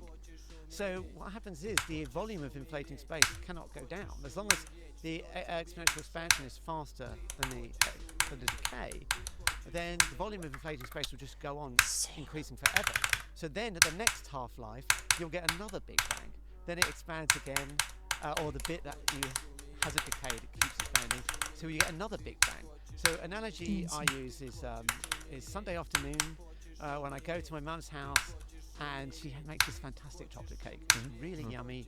And she puts the cake down and we all have a slice. And half the cake is gone. Then a little bit later we go back to seconds. The whole cake's gone. You can't have your cake and eat it. Yes. But imagine if the cake was doubling in size very, very rapidly. Then we went back for more cake and the cake has got bigger. So now we just have the same slices of cake that we had before and we could just keep going forever. In this analogy, what is the cake? What is The the cake thing is- that's getting bigger and bigger? It's the space, the inflating space. The inflating space, and our universe is not that inflating space. No, it's what came when that inflating space decayed into matter and radiation. But so help me picture this, right? So we've got inflating space. This is inflation. You've got space sort of getting bigger, and then inflation stops.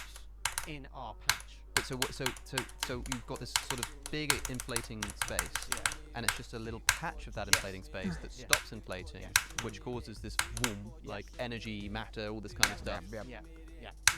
but the whole thing is still expanding.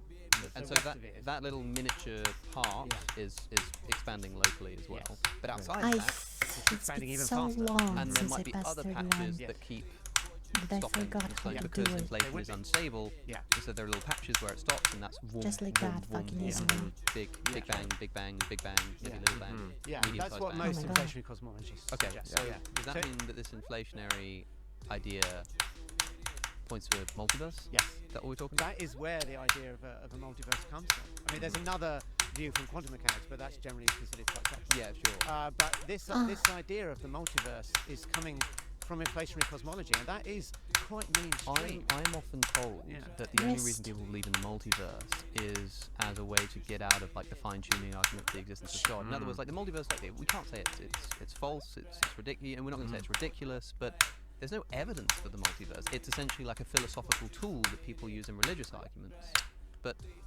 not the case. No, definitely not the case. I mean, it was a discovery. It wasn't. Someone didn't look at the fine-tuning argument to say, well, let's have a multiverse.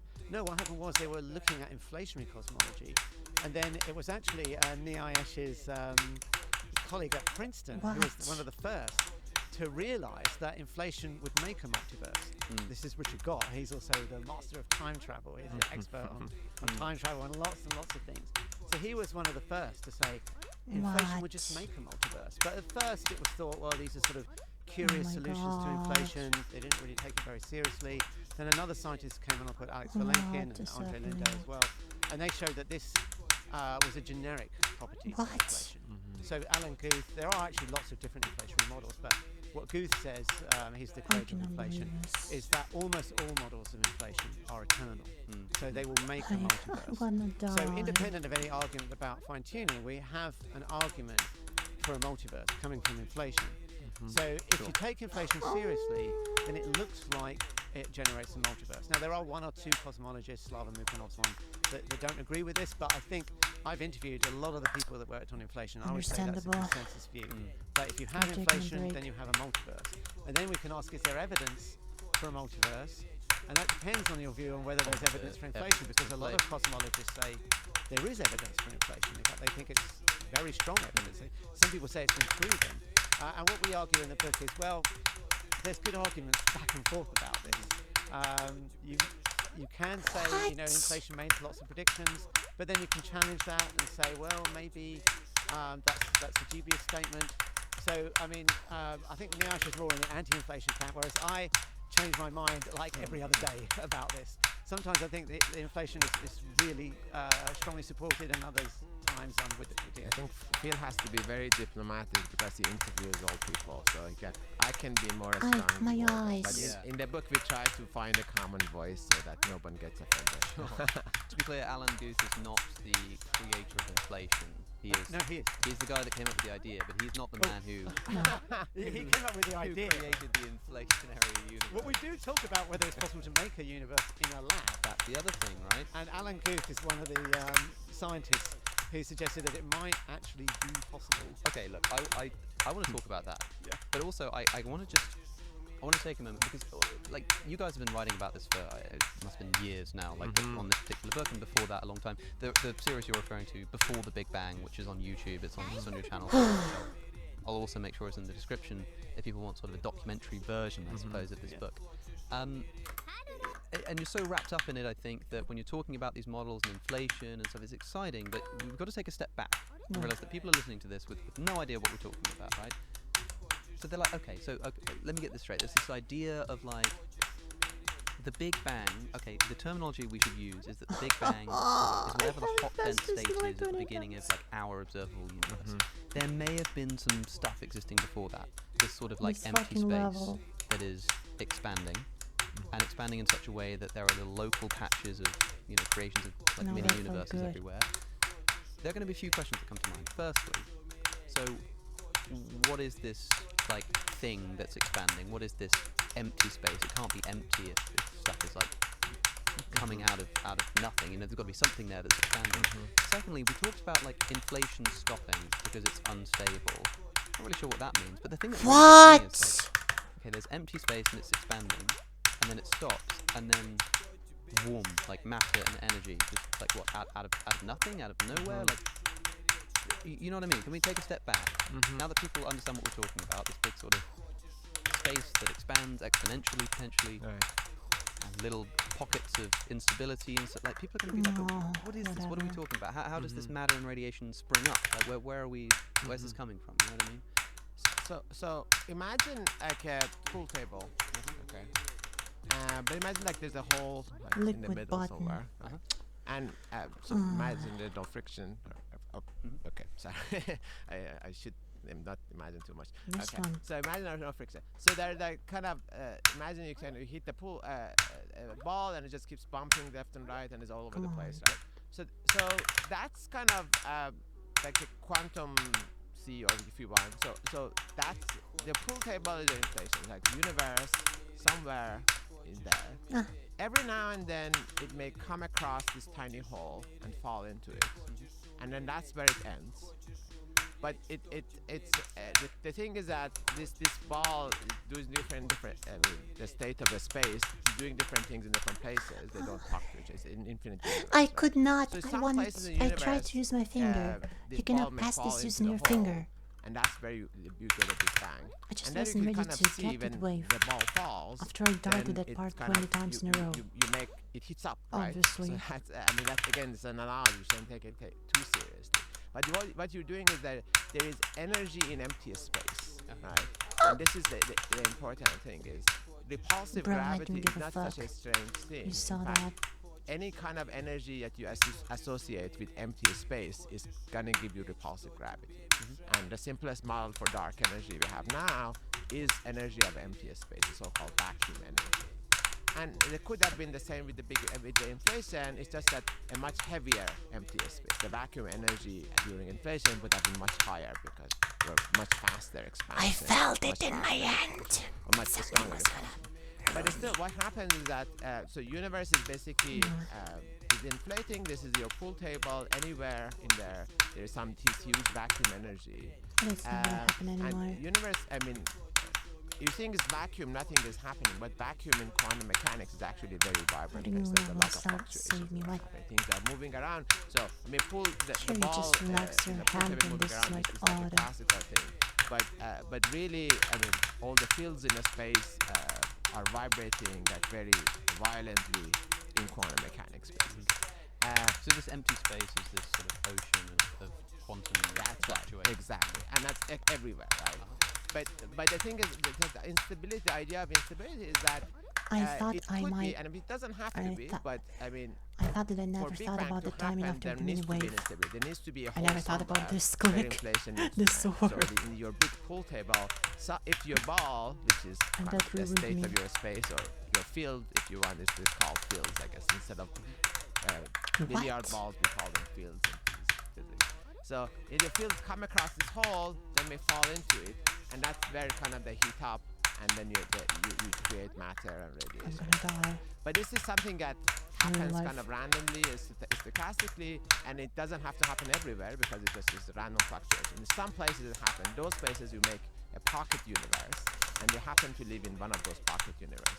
Because we cannot live anywhere else. Like in this vast sea on the billiard table, there's nothing there. There's just vacuum, right? So we need matter and What? radiation and kind of we need fluctuations to What? actually grow. We cannot live in vacuum. Okay, so this empty never space got- that's I never expanding got the yeah, wave. inflation is What? not truly empty in the sense that it contains sort of quantum fluctuations. That's right. And What? some of these fluctuations sort of pop matter and energy into That's existence. right, yeah. Okay. Inflation then, I'm imagining before our Big Bang, we've got this space that's growing. Does that mean that if I play that in reverse, that empty space of quantum fluctuations and stuff would shrink, Yeah. meaning that eventually we still have to Yeah. get back to this like singular point from which everything expands? It's just now instead of talking about our universe, we're talking about this empty space of quantum fluctuations, which is not actually nothing. Right? Well, okay, so there's a big question. So inflation is often called eternal inflation because once it starts, it can never stop. It will make universe after universe after universe. Now there's a question, okay, it's future eternal, but is it past eternal? Can it just go back forever? Remember Nietzsche said that one of the assumptions of the singularity theorem that proved the beginning of time was that gravity is always attractive. Liquid Now we're fucking talking about button. repulsive gravity, so we And violate. I felt so sloppy even before I got to this. Did I pause the video? The Penrose-Hawking theorem that proved the Big Bang was the beginning. So maybe Why? we don't need a beginning anymore. Maybe inflation is past eternal as well. But surely if something is, if we're thinking about going backwards in time, if something is shrinking, But remember, the whole universe could be infinitely big, right? So when we said shrinking, it was only a particular patch that we're concerned of. You know, the equivalent of us in this room, of what so we can see. inflation is not like a thing that happened and it's now over and done with. The idea is that inflation is like the status quo. That is like that is just what's going The on. majority in this scenario, the majority of the universe is inflating. And that never ends. It's just inflating, which is exponential growth, Yes. and that just keeps going forever. And maybe it's past eternal, So that's the debate. Is it past? and little universes Yeah. sort So of pop up people here and often there. quote a theorem by Forder Guth-Vilenkin. Yeah. And that says that inflation cannot be past eternal.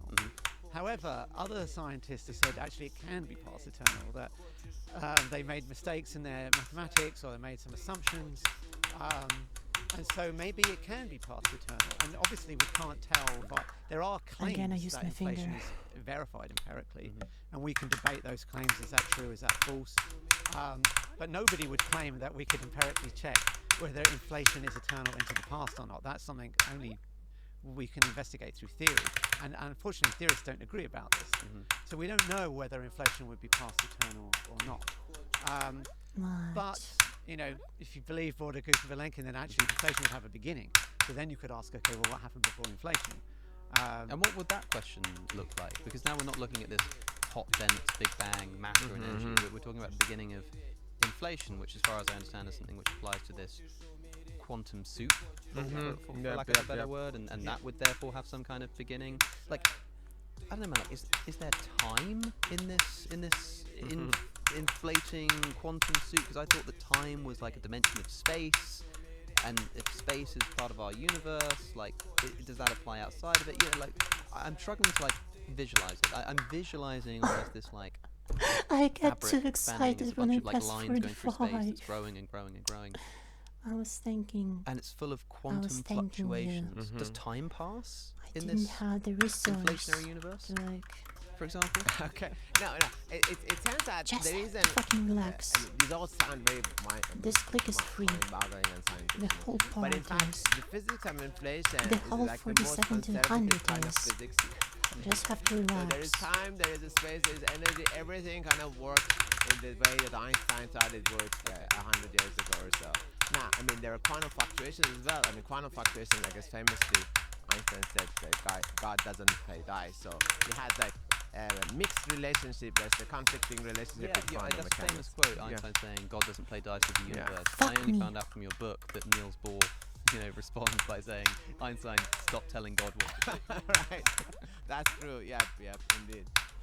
But these are all like 100-year-old ideas. You're just kind of pushing them to the extremes, and I think that's what gives you this idea of multiverse and inflation. So in fact, these are not the most radical things we discuss. This You is the cannot most just- conservative thing. you cannot discussed just in the be book. down It's to as that. mind-boggling as it sounds. Because basically, it's just saying that yes, I mean, early times there was this huge vacuum energy, but I mean, vacuum energy again, it's something. A standard quantum theory can give you a vacuum energy. Now, may not give you the right amount of vacuum energy, but can give you a vacuum energy. It just say you had a big vacuum energy early on, and there are fluctuations around it. There's regular time, regular space, so I think everything works in the most conservative way Alright. possible in internal inflation. It's just a Yes. very weird, different place because we are pushing the laws that we know to the extremes that are very unfamiliar to us, or unfamiliar to the universe as we know it today. But the more mind-boggling things are, for example, if the entire space, time didn't exist at some point, and that's a separate scenario. For example, Hartley and Hawking proposed that maybe inflation was not eternal.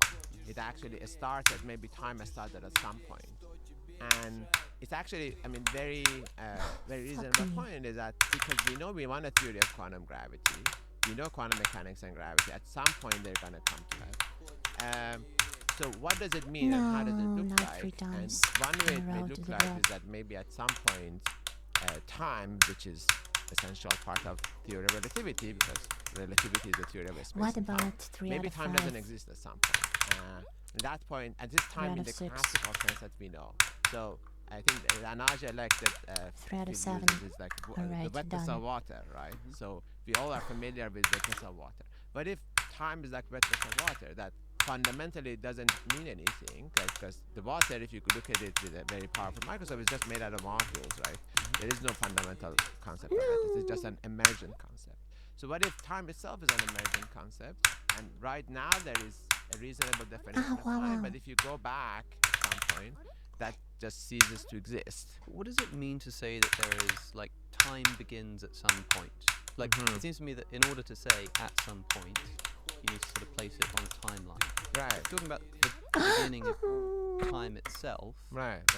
Like, what could that even mean? I mean, trying to place the beginning of time at a point in time. Right.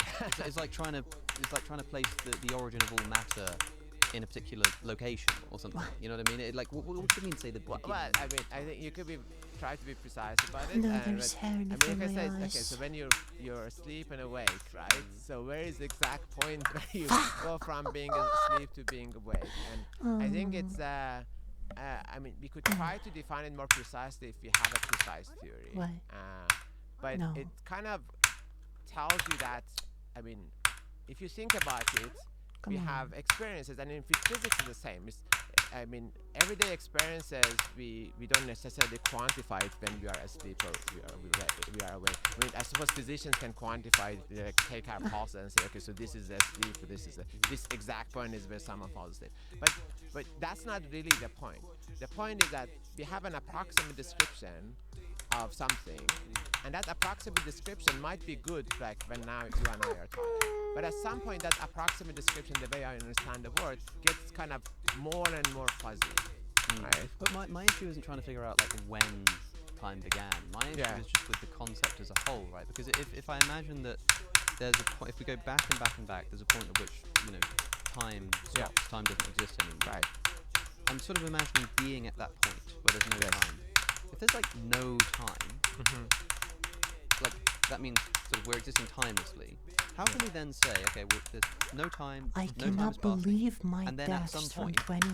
time Right, starts. right. You know, surely if it's timeless and the universe doesn't exist yet, and it's timeless, then the universe has to timelessly not exist. Yeah, how do you get this beginning of time at a point in time? You get what I'm saying? Well, one definition of time, I don't know if anyone else agrees with this, but one definition of time that one physicist said to me was that it's a correlation between events. So if you don't have correlation between events, there's no time. But that doesn't mean there's nothing happening. So things could be happening even if there's no time, because there's no correlation between events. You can't make a clock. This will depend on your theory of time, right? So, so people are probably broadly That's familiar very with the cool. A and the B theory It's of like time. 23 to I spoke 62 to Emily plus Cressy-Hurst on the show the 59 other to day, 100 or who 57 to 100. helped to introduce me to the concept of the C theory of time. What was Which, the attempt if the A before theory of time 23 is though? that time really passes and the past doesn't exist anymore and the future doesn't exist yet, and the B theory of time is the block universe where the past and the future all exist, and, you know, we're sort of somehow Just so I know, privileging a particular moment, but the past 1.8 exists and the and future then does too. 108. The C theory of time is that, like, there is just the relation of events, you know, and there's no direction of time. And she sort of said, like, you know, to have time, you just need to know that you have, like, World War II, and you have, like, this podcast, and they are, like, related to each other. Good. There's no sense in which there's an objective direction. There are just relation of events. The only thing that matters is that they're in the right order. So it doesn't matter that, like, you don't need to say that one comes after the other, but you can't put the death of Queen Elizabeth, like, outside of that. That has to go in between them, but time sort of isn't passing in the traditional sense. Okay, so we've got this, like, relation of events as being just the nature of what time is. Yeah, So if people are struggling to imagine, like, you know, they're sort of thinking, well, how can there be a beginning of time? That doesn't make any sense. It's like, just try to think about the concept of time now, when it does exist. If Try there's to no define matter, it. Try to understand what there's it is no and how it time. works and what it Right. means. I bet. That is confusing enough. So, like, I do think it's like a really difficult challenge to be thinking about the beginning of time, but maybe that's just a property of the weirdness of time as a whole. But okay, so maybe time has a beginning, but stuff is happening before there- time begins. There could be, we can't help but use this word before, right? Yeah, Because yeah, it's part of our lexicon, and we're used to the familiar world of our experience.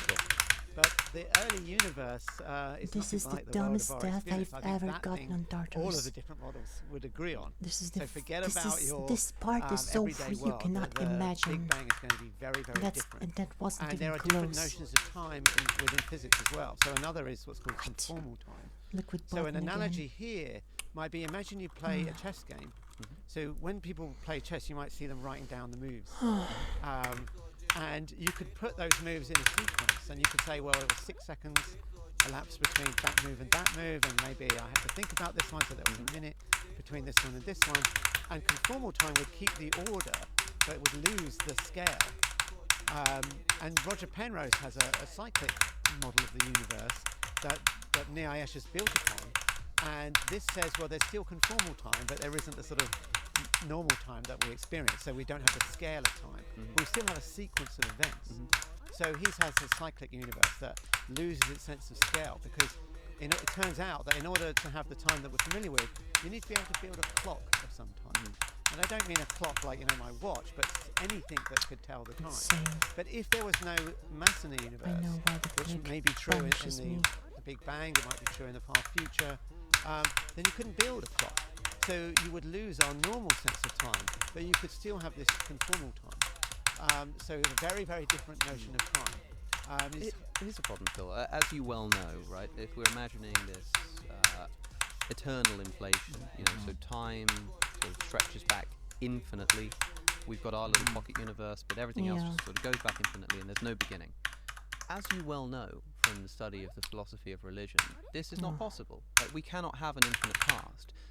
A lot of people think that an infinite past isn't true because of the Big Bang and science, but okay, maybe we can't be so clear on that, but philosophically we can know it, right? Like, William Lane Craig talks about this all the time. Al-Ghazali proved this by just thinking about, the fact that, for example, if the universe, by which I mean the whole universe, is past eternal, then there would have to be an infinite number of events in the past, which means that there would have had to have elapsed an infinite number of events before we got to today.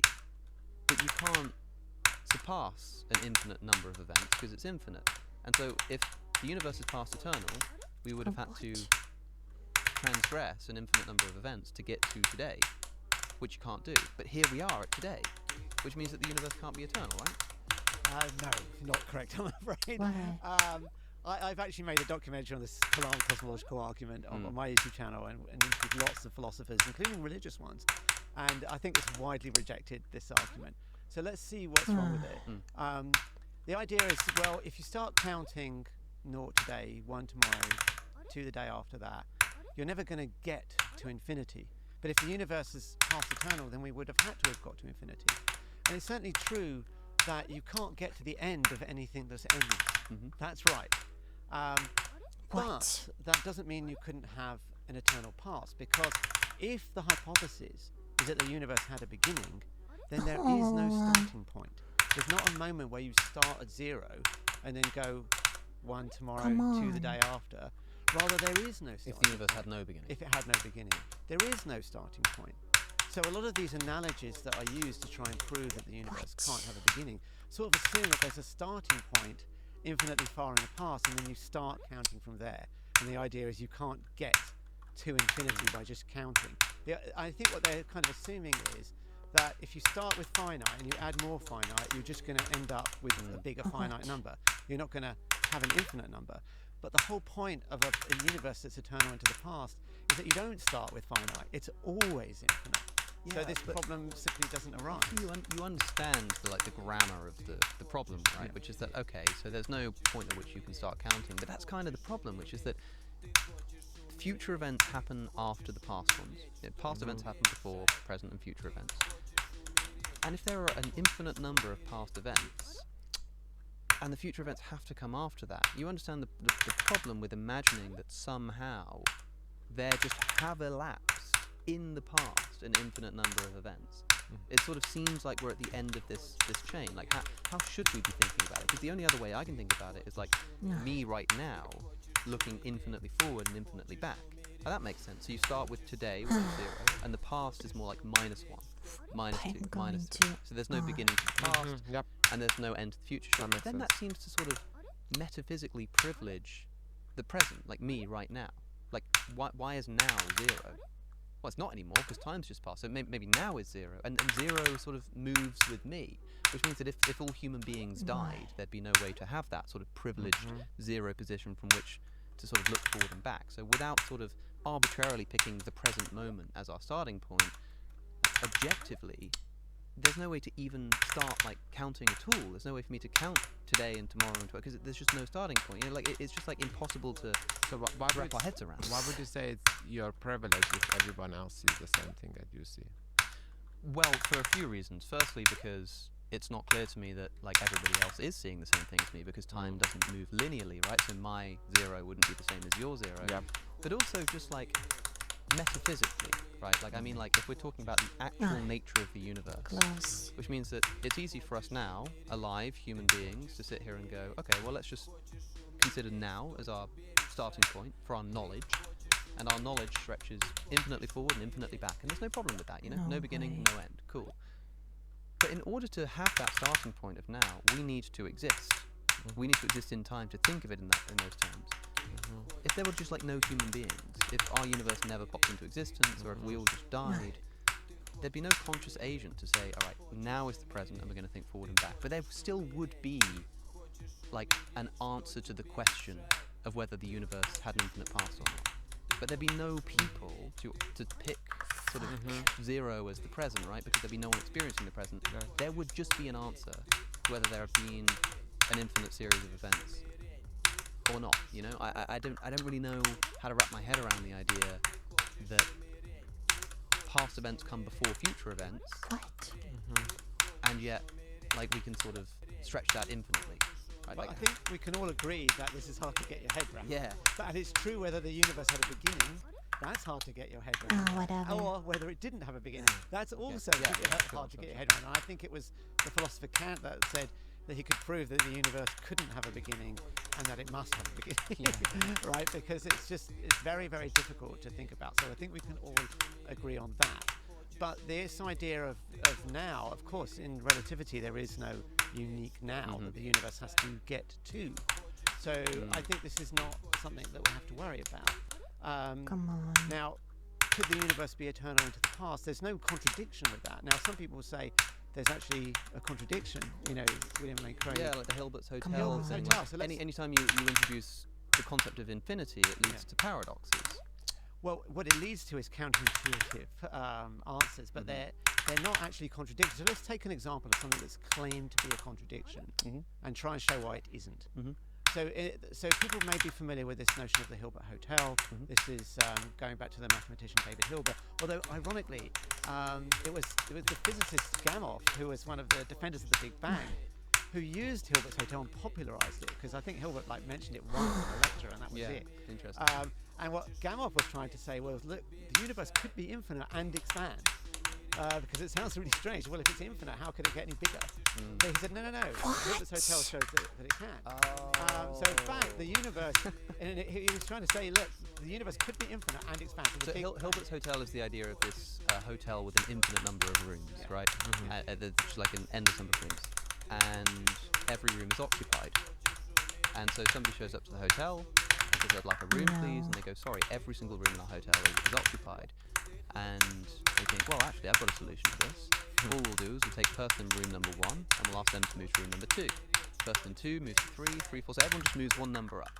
And because there are infinitely many rooms, there's always the next room that a person can go to. So we say, okay, we got a room for you, and they put them in room 1, which seems like a paradox because every room is full, and yet there is a room for every single tenant to sort of move into.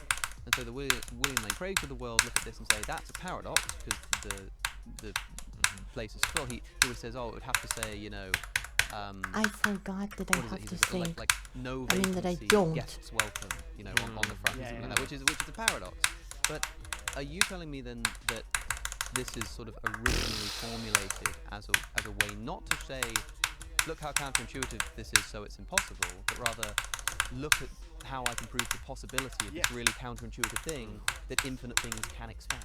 Yeah, that's Oh, that's exactly awesome. why it was Yeah. popular. Okay, cool. I mean, Hilbert didn't think about this, but as I say, I think my understanding is he gave one lecture about it. Yeah. and never You mentioned get it so again. often like it's so interesting how these ideas embed themselves into popular culture, sometimes for the complete opposite reason. Like you mentioned Schrodinger's cat earlier. Yeah. A lot of people think, they're like, I've heard of this. Doesn't quantum mechanics prove that the cat is dead and alive at the same time? Not realizing that Schrodinger invents it as basically a way to mock this interpretation of quantum mechanics. To be like, look how ridiculous this idea is.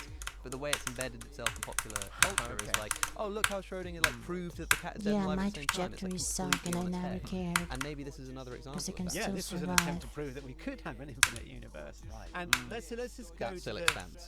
Yeah, that still expands. Yeah, so let's just go to the sort of notion that it's a paradox or a contradiction. Yeah, sure, okay. So two things. One is the paradox of how can a hotel that's full accommodate new guests, and we're used to our intuitions to say, well, that's impossible because the universe that we know, all the hotels have a finite number of rooms.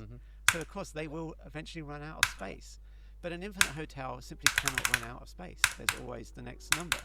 So it's an equivocation on the word full. If what you mean by full is there's someone in each room, then yes, the Hilbert Let's Hotel go, can be full. girl. But if what you mean Fuck. by full is can't admit new guests, then Fuck. the Hilbert Hotel cannot be full. It can never be full. So the Hilbert Hotel can always admit new guests. Now, the other Right. thing that's claimed is that there's a contradiction, because let's suppose we take out all the even number of guests from the Hilbert Hotel. How many have we got left? Well, we've got infinitely many. So we took away infinitely many, and we've got infinitely many left. So infinity minus infinity is infinity. But now, let's say all the guests in room number 4 and above check out. Now we've taken infinitely many guests out, but we've got 3 left. So infinity minus infinity is 3. So it looks like Anna Craig in a video said this is a contradiction. Yeah, because from that you can derive that, you know, 1 equals 2. Yeah, exactly. But this is just wrong, because infinite sets have different properties to finite sets. So in a finite set, you don't have to What? specify Sorry, like no, which this thing you is took away. So there's a embarrassing. table in front of us now. There are 3 cups in some sense, 2 glasses of water and a cup of coffee. Was it, Alex? It was, yeah. Right. Okay. So if I said there, right, there's 3 of these things on the table, and I take This one away, reminds so easy. you don't need to know which one, whether it was one of the glasses of water or You the just cup have of to coffee get away. there. You know, I take one away. There's 2 left, right? But for infinite sets, you have to specify which things you took away. So once we specify which things we took away, well, we didn't do the same What's operation. happening? When we took the even number of guests away, that's one operation. When we took all the guests in room 4 away, that's a different operation. They are not. You can't just The say same. infinity. You have to specify Exactly. it's like the difference Exactly. between saying, okay, so there's a coffee and 2 glasses of water on the table. If you say, okay, well, if I take one away, I'm going to take this glass away.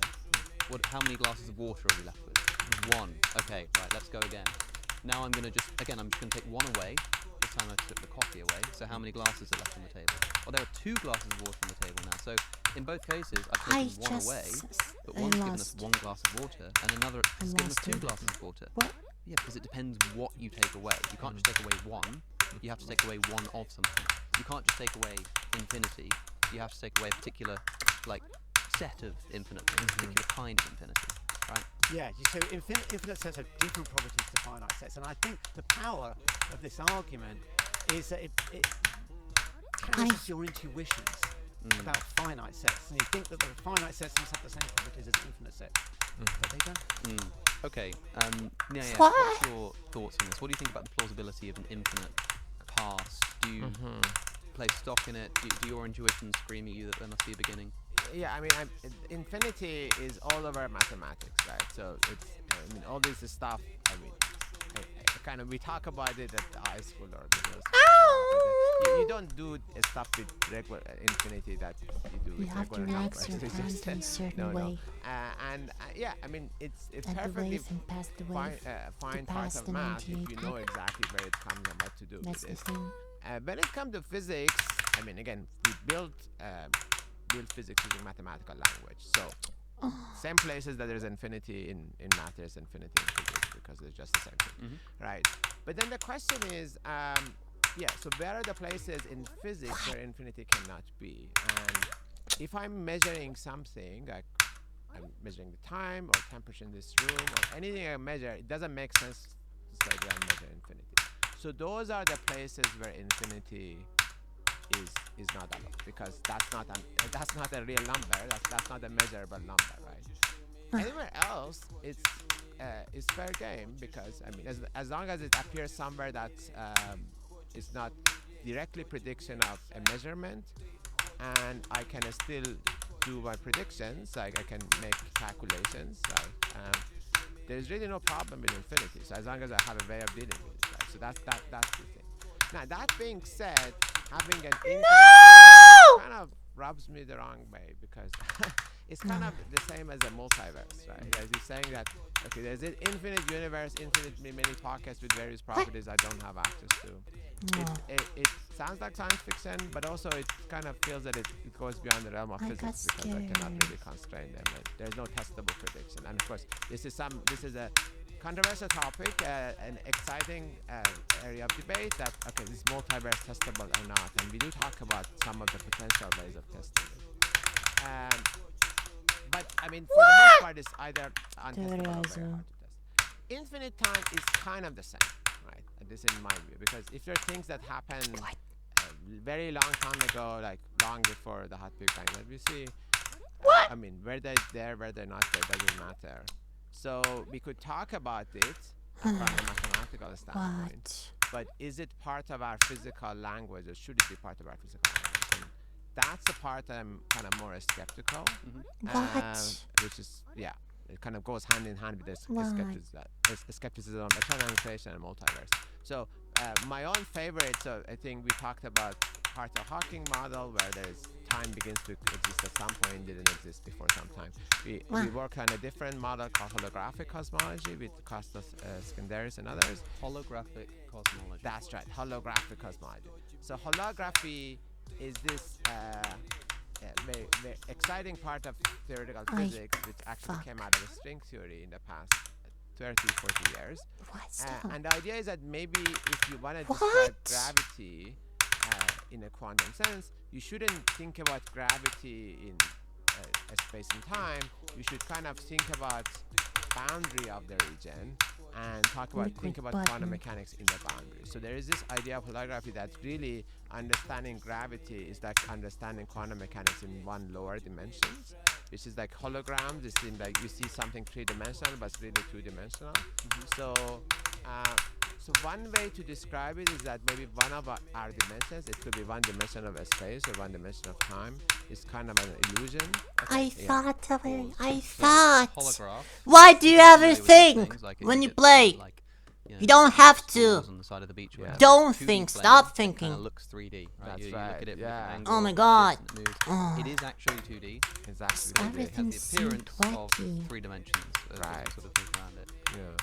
The idea of holographic cosmology is the idea that one of our dimensions of time, or one of our dimensions of space, or maybe the dimension of time, works in a similar way. That there's actually only 2 dimensions, and the third dimension is a holograph.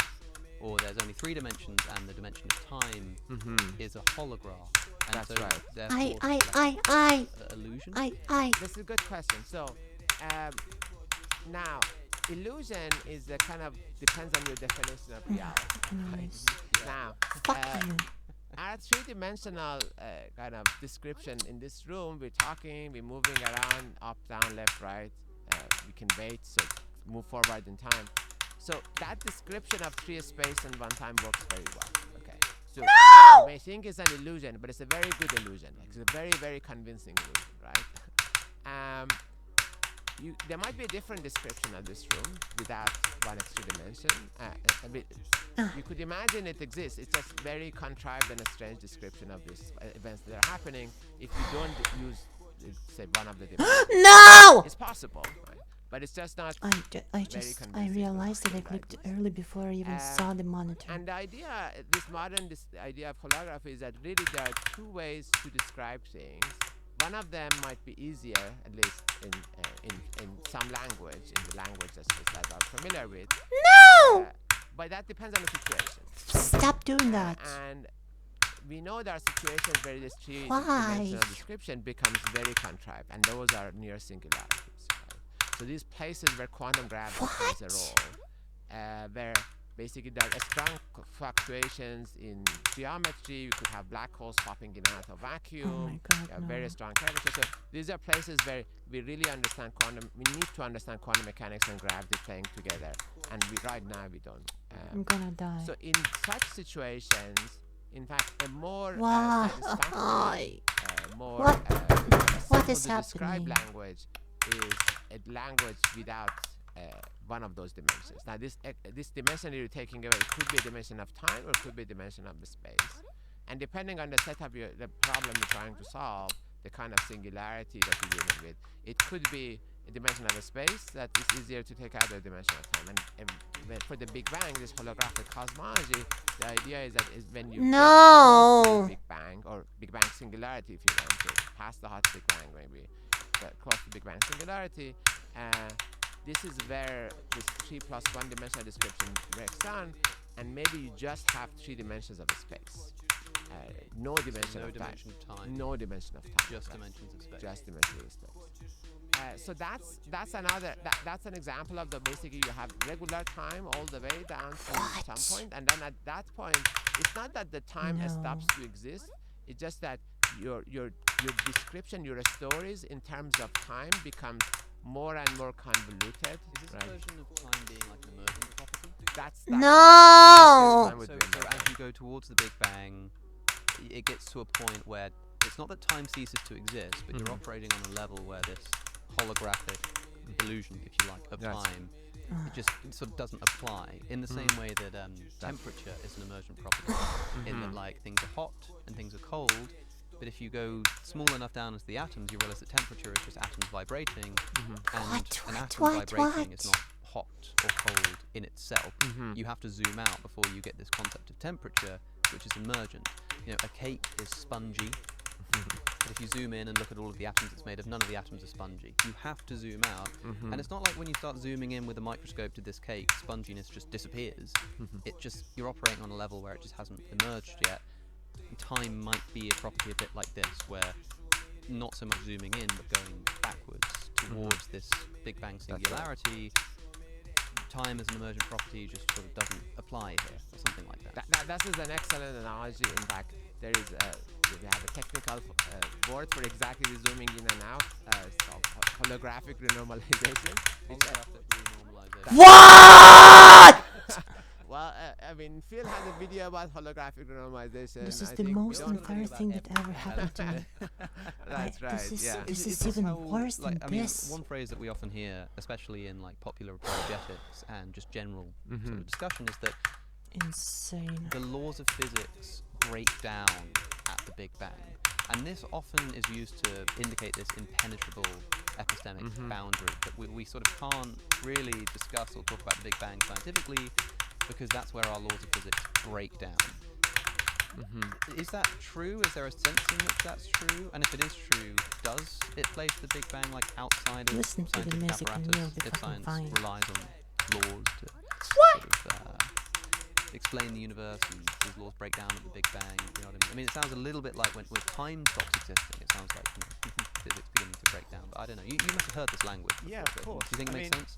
I think the case is that it's general relativity that breaks down at the Big Bang. Interesting. Okay. So it's not necessarily the laws of physics break down, but rather the laws that we have break down. And what people like me, Ayesh, and other cosmologists are trying to do is to expand what those laws are, to sort of give us new laws. We had Newtonian physics, and then Einstein gave us new laws. But it was that new laws came into existence, as you pointed out. Alan Guth didn't invent, the inflation. He invented the theory. So this is what a physicist and cosmologist are trying to do. They're trying to discover the laws that actually hold at the Big Bang. So Stephen Hawking famously said, that in his no boundary proposal, the laws of physics would hold everywhere. There's nowhere where the laws of physics break down. So this is what we're trying to do. We're trying to push our envelope of knowledge to go beyond that point where they break down. And this is where the controversy is, and this is what the battle of the Big Bang is all about, because we don't know what those laws are. There's lots of proposals. There's string theory, there's loop quantum gravity, holography, all kinds of ideas. And so we don't know which is the right law to use, but that doesn't mean the laws themselves break down. They may always exist. That's interesting. I mean, I kind of wanted to get to this in a moment because I wanted to talk about universes coming into existence out of nothing. But like, Lincoln has this idea of universes that can pop into existence out of nothing.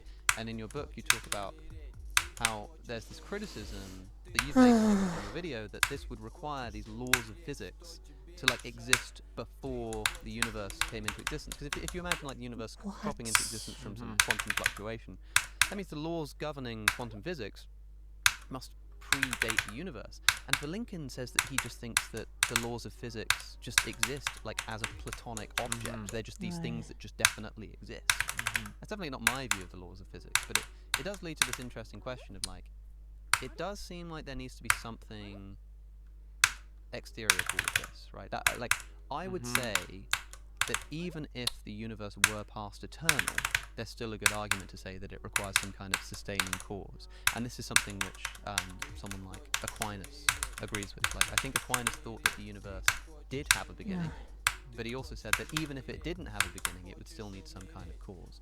So maybe I can begin by asking, and maybe this is a question more for Phil, I'm not sure.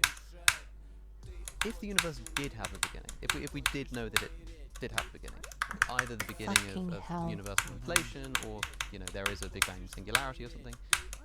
If it did begin to exist out of nothing, do you think it needs a cause? Fucking hell.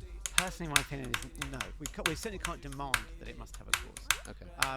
Let's just unpack what we mean by a universe from nothing here, because there's different notions of that. So one you mentioned was it's coming from a quantum fluctuation of the vacuum. And that's an older idea of a universe from nothing that goes back to Edward Tryon. And when people sort of make criticisms of the idea of a universe from nothing, they say, that's not nothing. That's not nothing. That's a vacuum. And I talked about the vacuum is not nothing. Vacuums can't be. It's got all kinds of activity in it. But what Vilenkin suggests is something quite different. Here the idea is, well, what if we treat space-time or space itself quantum mechanically? Then his idea is that space itself would fluctuate into existence.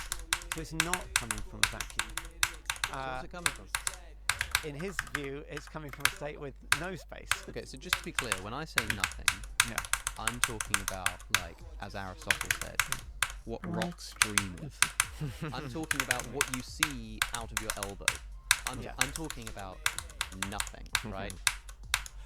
And it, like, even to say from nothing, the way that I picture that in my head is I imagine sort of darkness and then something pops into existence. But no, there's no space, there's no extension, there's no anything.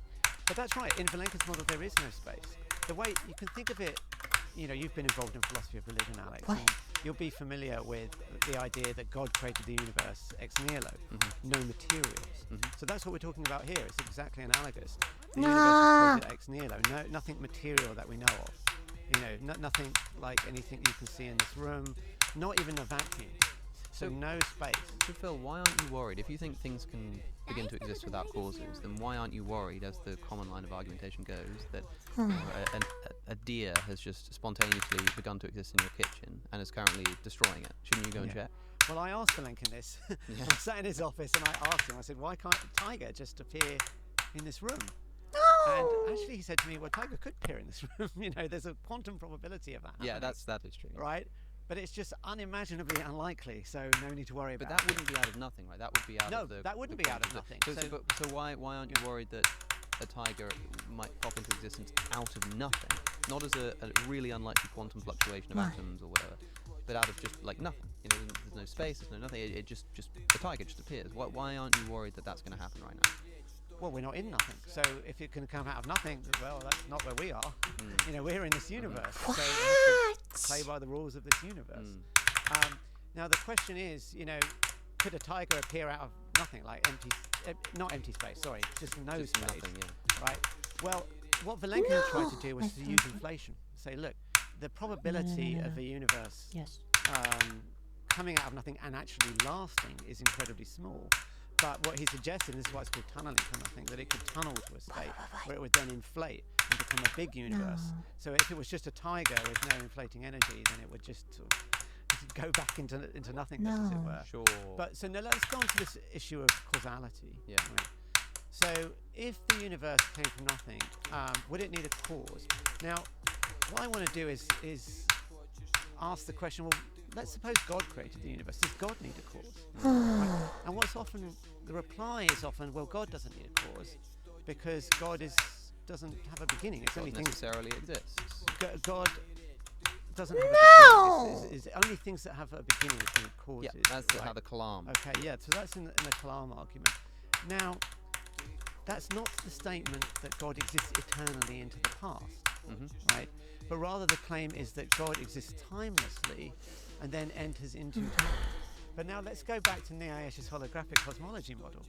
That also exists timelessly and then enters into time. And we might make an argument for the Hartle-Hawking model, which also has a timeless state. So here, maybe then we could say exactly the same thing, where it doesn't need a cause, right? So the question is like we said about water being emergent, causality may be emergent. So then when we get to the quantum realm, maybe causality doesn't exist. So causality is a feature of our macroscopic universe. So we can't assert that these things must have causes because we don't know if causality is fundamental. Yeah, this is kind of like a version of when people say, well, you know, the universe needs a cause and that cause must be God. There's some kind of first cause or some kind of necessary existence. A very common responses from atheists is to say, well, in some sense, the universe can serve that role. Right? The universe is this brute fact. The universe necessarily exists. Some people come along and say, no, the universe doesn't necessarily exist. It had a beginning. How do we know that? Hilbert's Hotel, the Big Bang. We've gotten rid of those ideas, right? So let's say that we can no longer dismiss the idea that the universe is this fundamental thing, which sort of, you know, from which everything else stems. And all of the qualities that exempt God, I think legitimately, by the way, philosophically, I don't think it's a cop to say, well, God doesn't need a cause. I think that's perfectly philosophically legitimate. What we're saying now is it might be equally legitimate to apply that to the universe or whatever sort of was the Big Bang or before the Big Bang. Here's the question, and this might be a question for you, Manish, because you've got this holographic view of time. And earlier, this is what I was trying to wrap my head around. Time doesn't exist, and then it like does exist. Here's what the theists say, and here's what I say when I'm on my theist day on. I say, okay, so we've got this timeless cause, but we've got a temporal effect. Right? The universe, which has popped into existence, it has time. It's got a temporal effect. But the cause is existing timelessly. In a sense, it sort of exists, you might want to say infinitely, maybe not eternally, but definitely timelessly. Here's the problem, right? If you've got a timeless cause, it just exists timelessly, forever. There's no like beginning to it, it just exists. Are you used to set forever, so that doesn't mean timeless? Exists outside of time. There's no point in time at which it doesn't exist. Let's say that, right? There's no point in time at which this cause doesn't exist. If that cause is causally sufficient to bring about an effect, imagine it's like it entails the effect. Imagine the cause entails the effect. You've got a cause which has the ability to bring out an effect, and that cause exists. There's no point in time at which that cause doesn't exist, and since that cause brings about the effect, there should be no point at which that effect doesn't exist, because the cause brings about the effect. The cause is timeless, so the effect should be timeless too. In order to have a timeless cause that yet brings about an effect at a point in time, that cause needs to like do something. It needs to have, in other words, as the theist would say, a will, or it needs to have some kind. It can't just be this inert law, because laws apply all the time, right? Laws don't sort of change, fluctuate. So you've got this no point in time at which the cause doesn't exist. There should be no point in time at which the effect doesn't exist. But if there is a point where the effect doesn't exist, but no point at which the cause doesn't exist, the cause must do something. Must have some kind of will. We're looking at something that looks a bit more like God than some foundational law of the universe, right? You get what I'm saying? Yeah, Yeah. it seems to me that it's kind of getting more complicated than it should be. I mean, I guess that this timeless story, maybe it's, we misstated it. I guess it's timeless in the sense that in this earlier state there is no time, there's only a space. But you could also say that it exists at one time. So it's not that it exists all the time. So this initial state, this three-dimensional timeless state, it's not that it exists eternally. It just was there. That's a proper way of understanding universe at early times. Now, I'm gonna kill here's the thing. myself.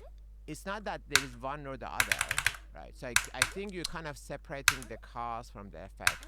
And I think maybe, okay, so maybe in a kind of roundabout way, I kind of agree with you, because the idea of holography is not that one is real or the other is not real. The idea is that there are two different descriptions. Okay. There is one description with time, there's another description without time, and they are equivalent descriptions. There's not one, neither of them is higher or better or different from the other. They are the same descriptions. They're just easier to kind of put it in human language or mathematical language in some situations. One is easier in one situation, the other is easier in other situations. But nonetheless, they're equivalent. So in that sense, I think I agree with you that if you want to say one of these is the cause, the timeless one is the cause, and timeful one is the effect, then they're in fact the same things. So we are the God. Is that right? Well, you know, I really thought we'd get to the end of this without any kind of blasphemy. No! Just about managed to slip it in. Okay.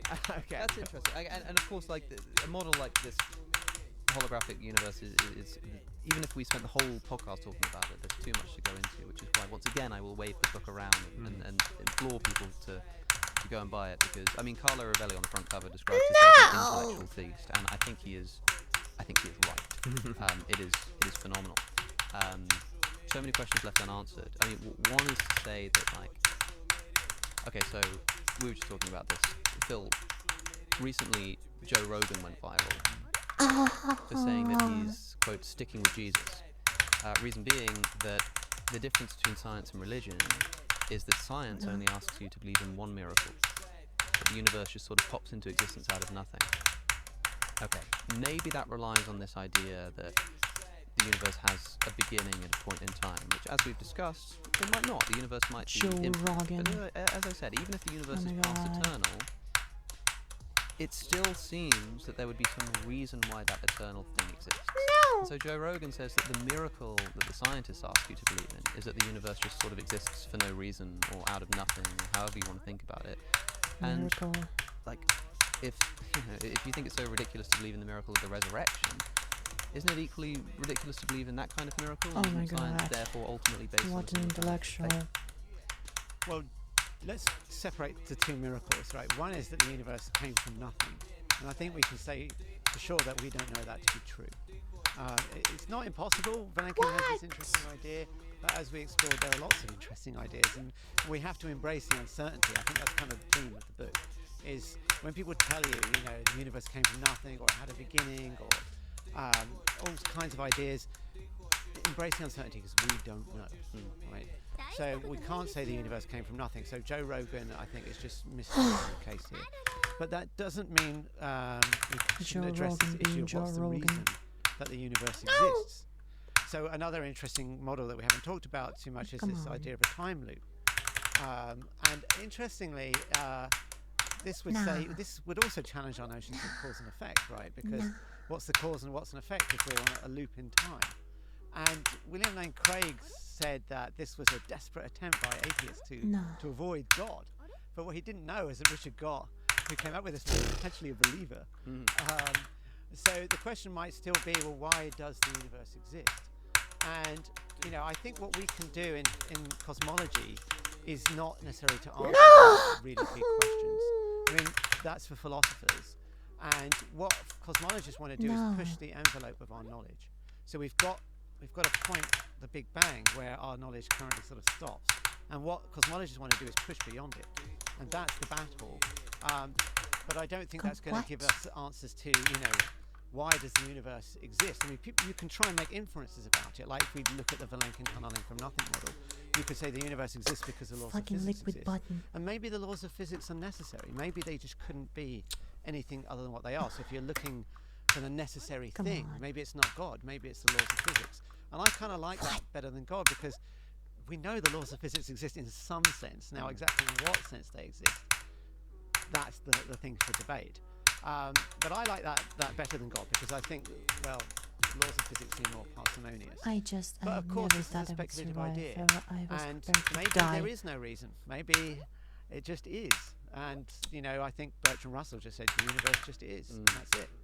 So I don't think cosmology is going to settle those questions. But what it can do, what we hope it will do, is push the edge of our knowledge from just after the Big Bang to maybe. So Joe Rogan might have the wrong idea of what the Big Bang is, Yeah. and what you're required to believe to accept the Big Bang. But it's not illegitimate of him to go, but look, at least the kind of scientist that says, well, the Big Bang has done away with our need for religion and sort of has explained everything. Actually, no. In order to think that the Big Bang has somehow explained the beginning of the universe, you kind of are believing in some kind of miracle, if at least the miracle of explanation, which scientists just cannot even begin to approximate right now. Is that My putting it too eyes strongly? disappeared at the beginning I of don't the know if I drop. want to use the word miracle. There are certainly unanswered questions that I think physics, it's not setting its task to Do you answer. think Joe Rogan is embodying an illegitimate criticism there as a whole, which is to say, okay, maybe he's got the wrong model of the Big Bang or whatever, but even if we corrected that and said, Rogan, maybe the universe didn't come from nothing, maybe it's past eternal, he goes oh, okay, that's interesting, but man, still there's this question of why it exists, and the scientist is just asking me to just accept that there is some reason that we just don't know, and it's man, I'm sticking with Jesus because that's more sensible to me. Well, we ask you to embrace the uncertainty, and sticking with Jesus is not embracing the uncertainty. So you're not asking someone like Joe Rogan to say, don't stick with Jesus, stick with, the quantum loop theory, because that's the correct. It's rather, don't stick with Jesus because we don't know what to stick to yet. Maybe it's Jesus, and maybe if it is No, it's Jesus, not. science isn't the method we'll use to find that out. But the resistance to this religious impulse is not because you have a better explanation, but just because you have alternative explanations and we don't know which one is the correct one. I think that's Fair enough. Perfectly. Nayesh, do you have a view on this? I think this is just a misunderstanding of kind of scientific methods, saying that a miracle, of course, is a loaded word. Depends on, I guess, if you're religious or not. Depends. You feel differently about it. But the thing is, you asked this earlier. Okay, does the rules break? Do the rules break at the Big Bang? Or and I was gonna say, and I can kind of say that again. 150 years ago, the rules of physics broke at the surface of the sun. So was that was God there? What? The laws of physics broke near the speed of light.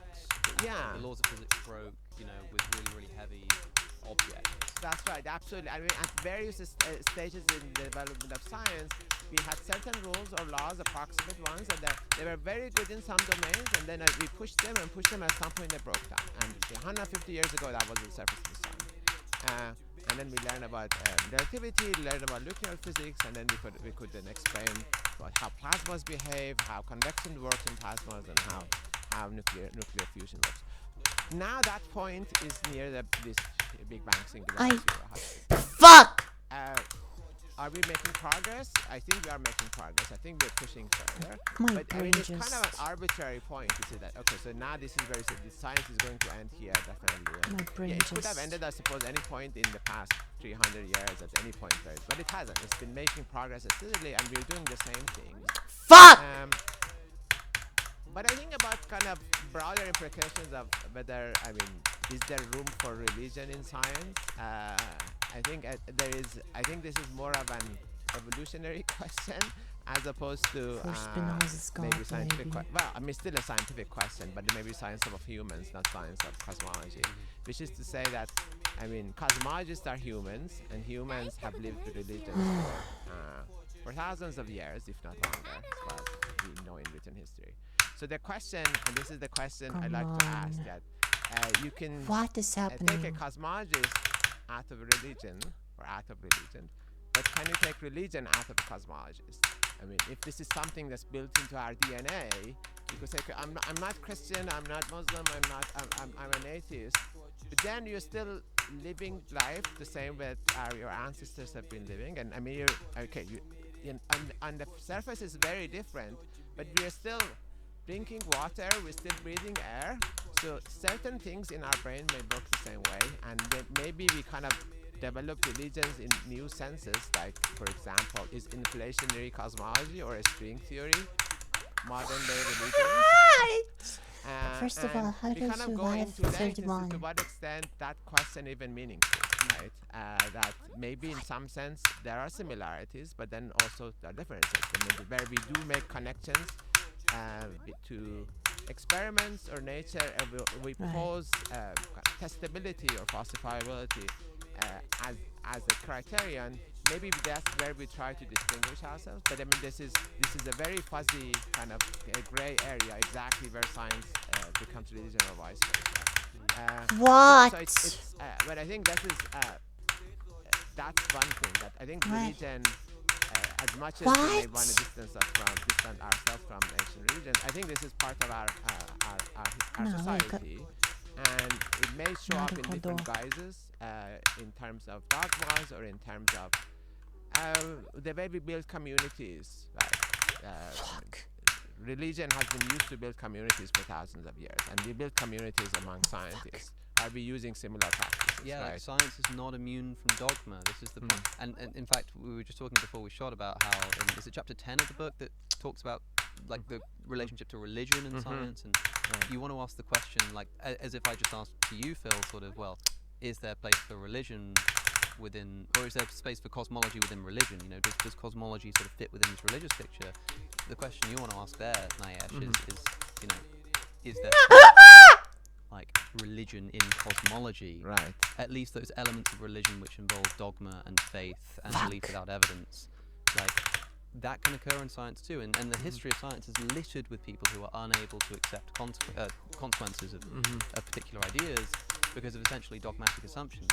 Famously, Einstein's blunder. I talk about that a lot on my show. Ironically, maybe he was right, you know, in a way he didn't realize. But the idea that, you know, his theory of general relativity showed that the universe had to be like Fuck!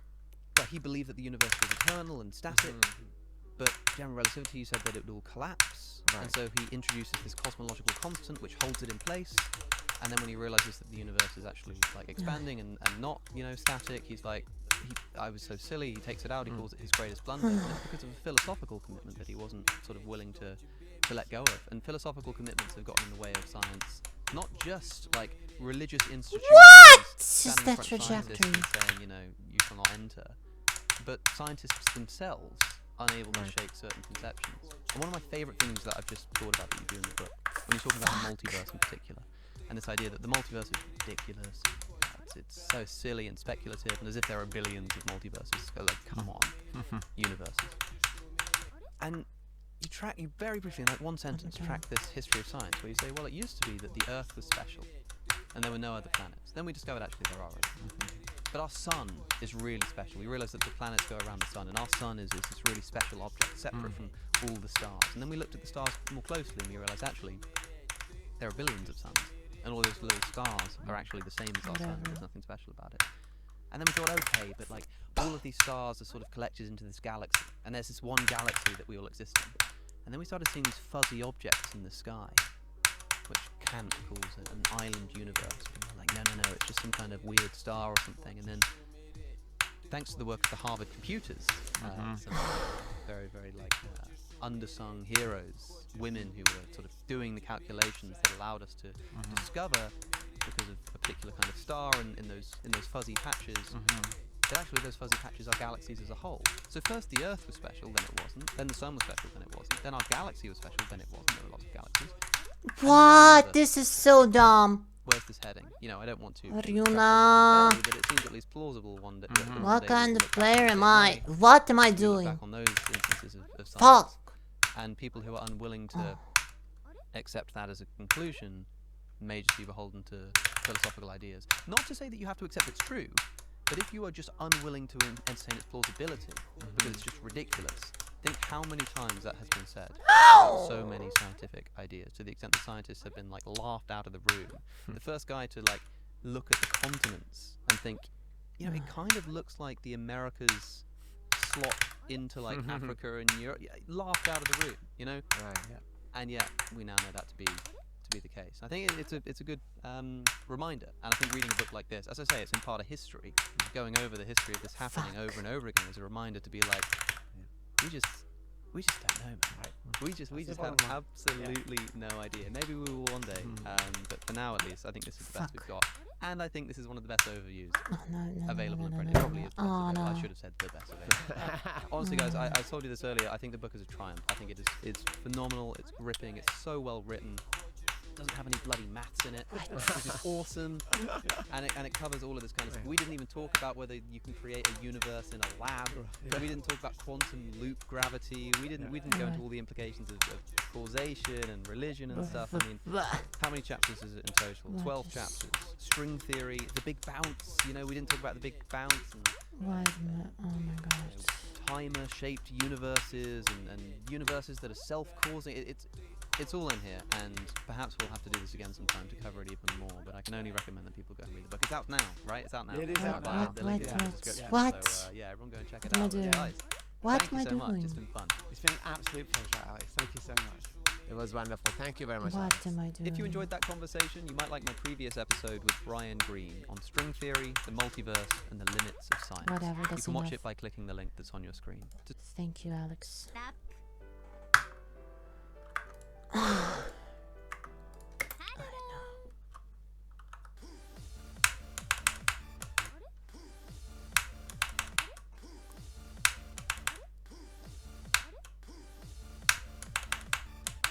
Why?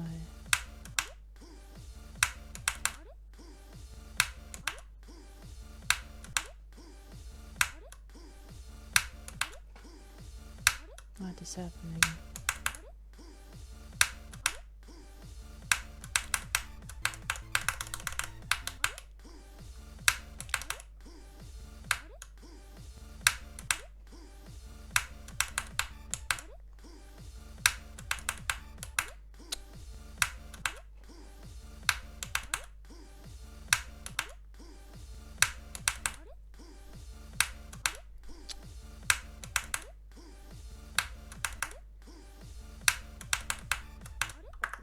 Break. Tired hand, won't be able to do anything.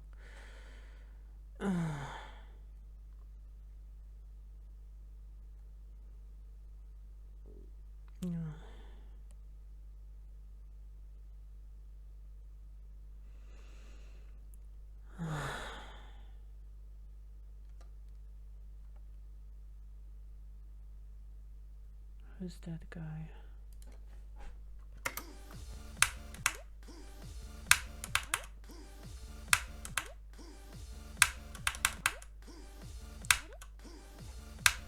This is the worst pattern ever.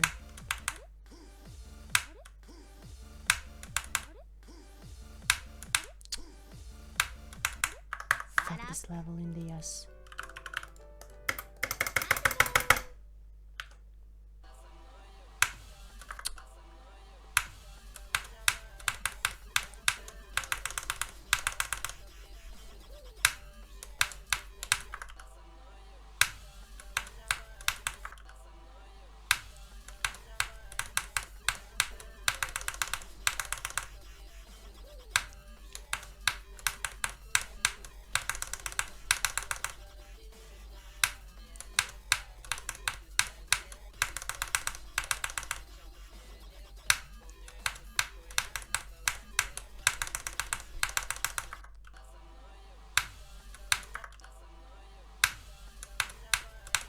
Fuck.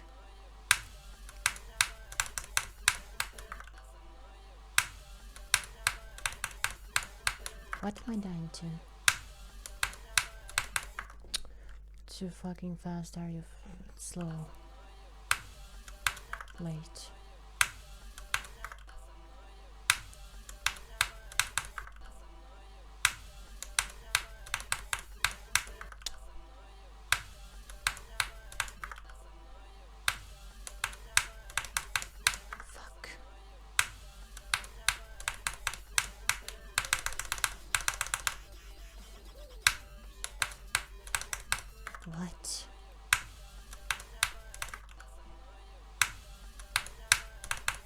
What?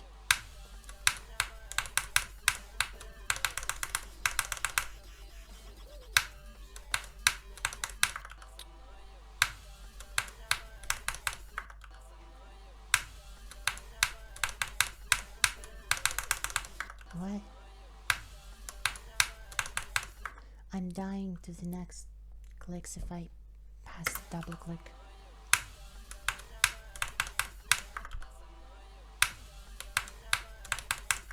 Funny.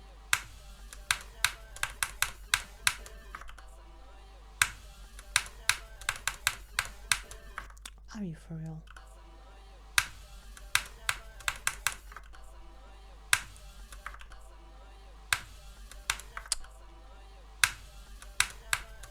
What?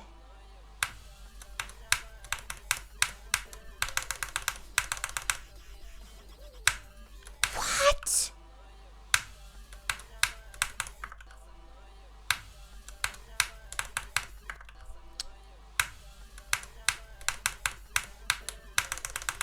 What?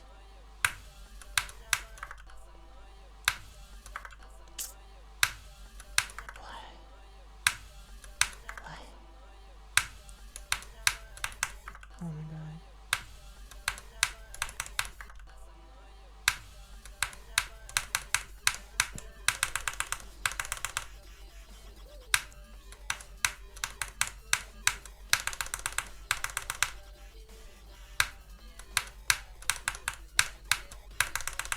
Let me pass.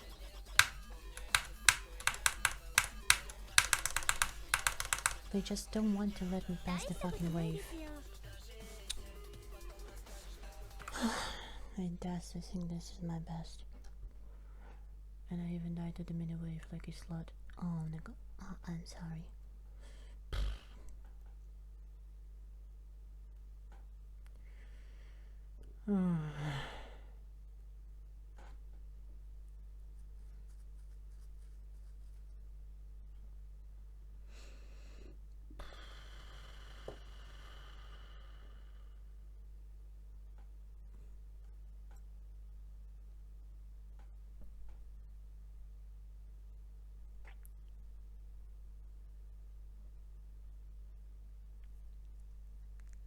Who's William Lane Craig? Who's this guy?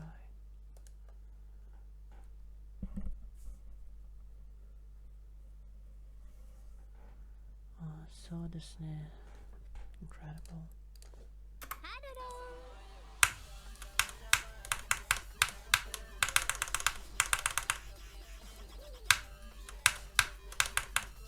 That was incredible. Oh my god.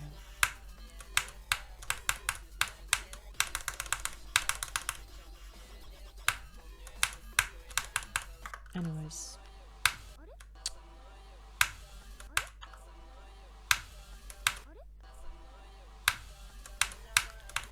No. I refuse to play this without no clip.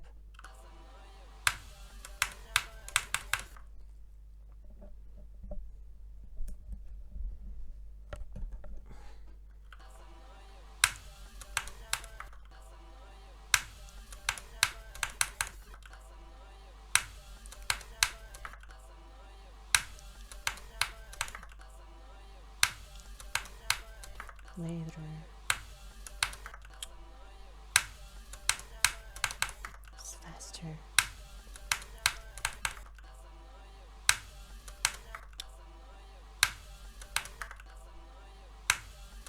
Too much pressure.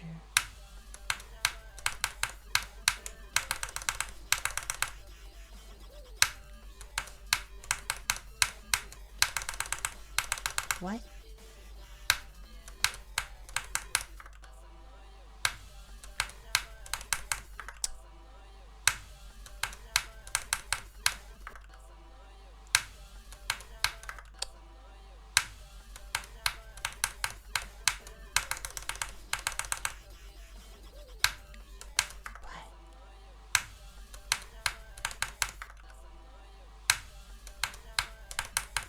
What?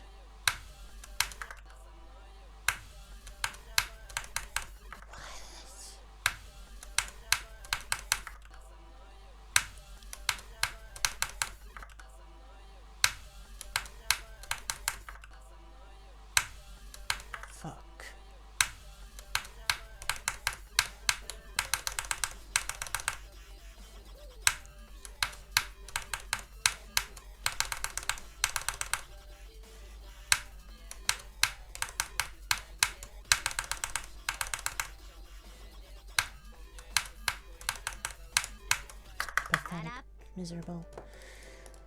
I wonder about can I do this or can I not? What?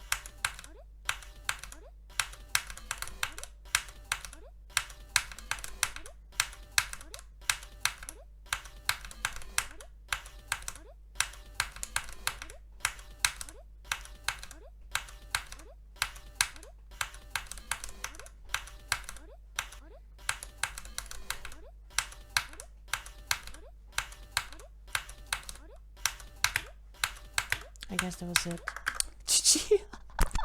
I had like 10 seconds to do it before my hand completely fucking died. Oh, fuck. Philosopher, Christian philosopher. How can you be a Christian and a fucking philosopher? Oh.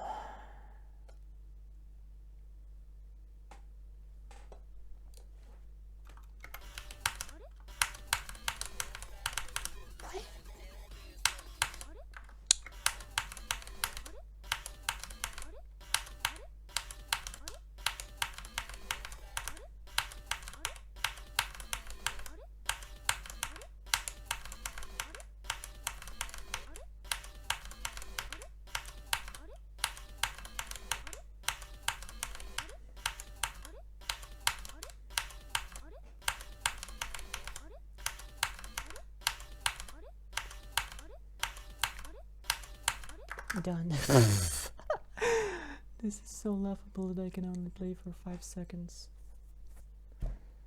Oh.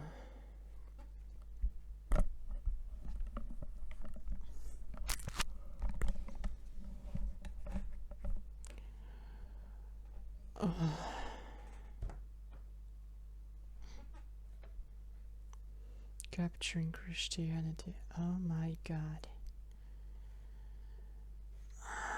William Craig and Ben fucking Shapiro. Oh my god.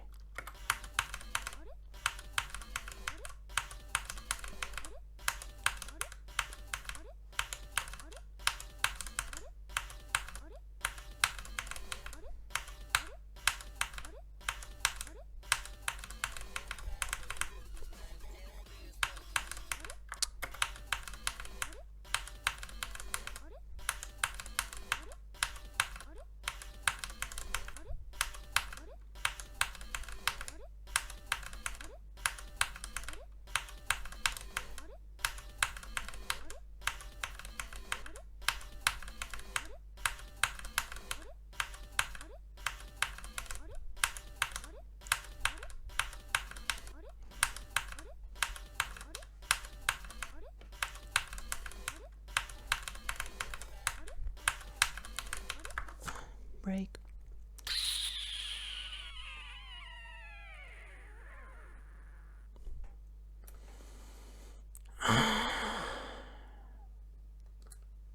What?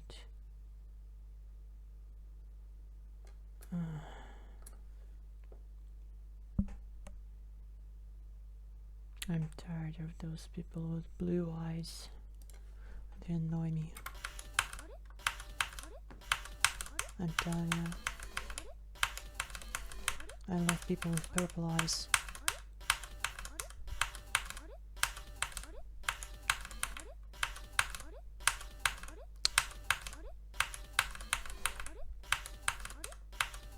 Did I?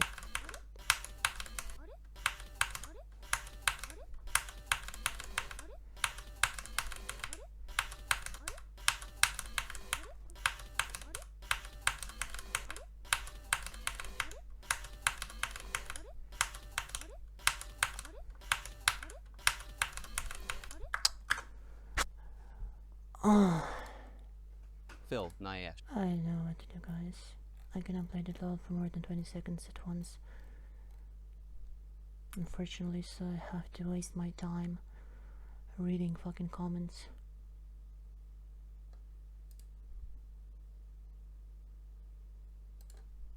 Was what banged. And I, you know, this... Isn't it?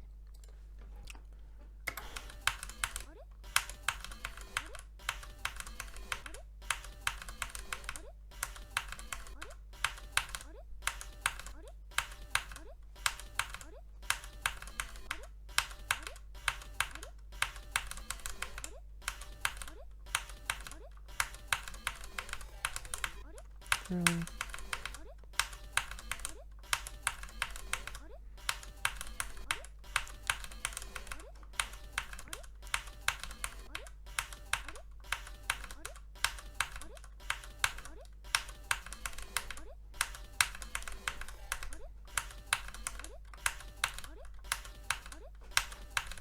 Done.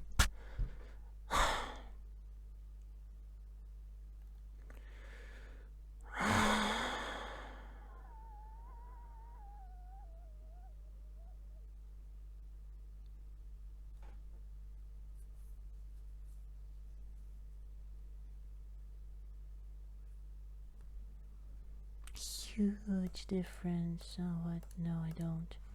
Huge difference.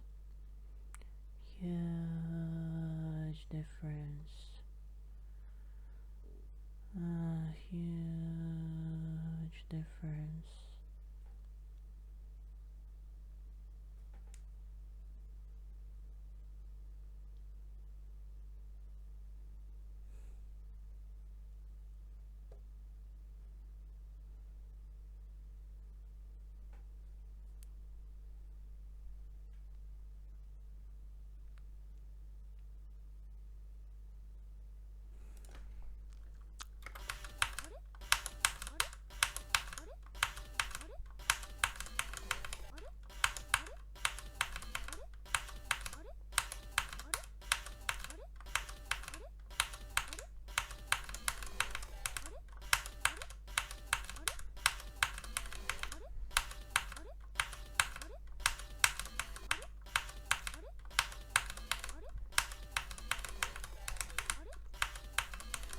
No.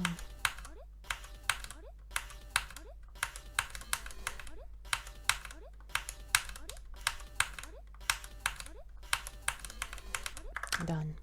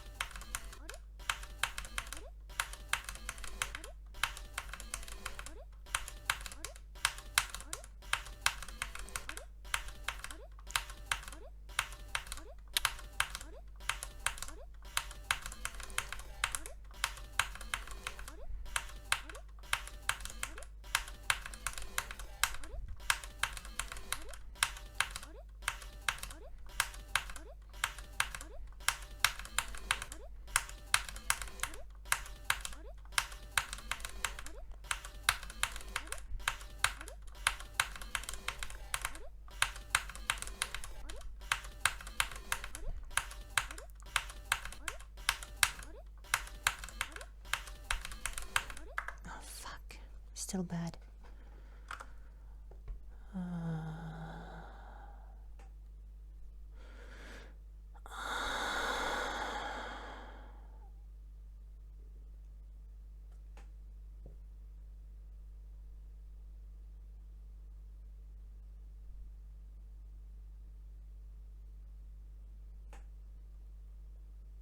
No, you're just Joe Rogan fan.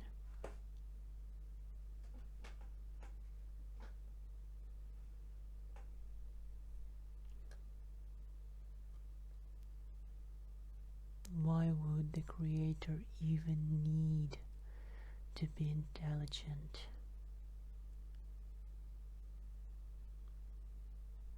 You could have just created this by accident. It doesn't even have to be God.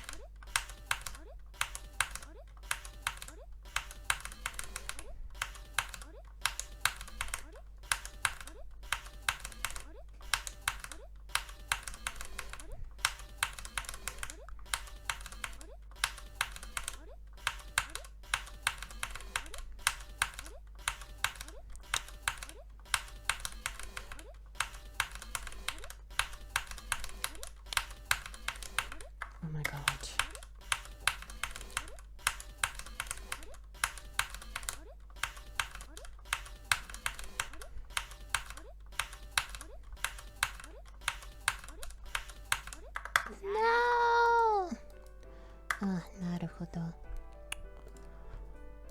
Any other level that I would maybe try?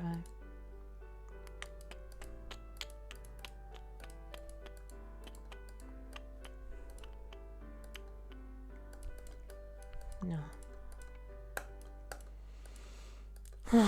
No, I don't think there is anything. There is none.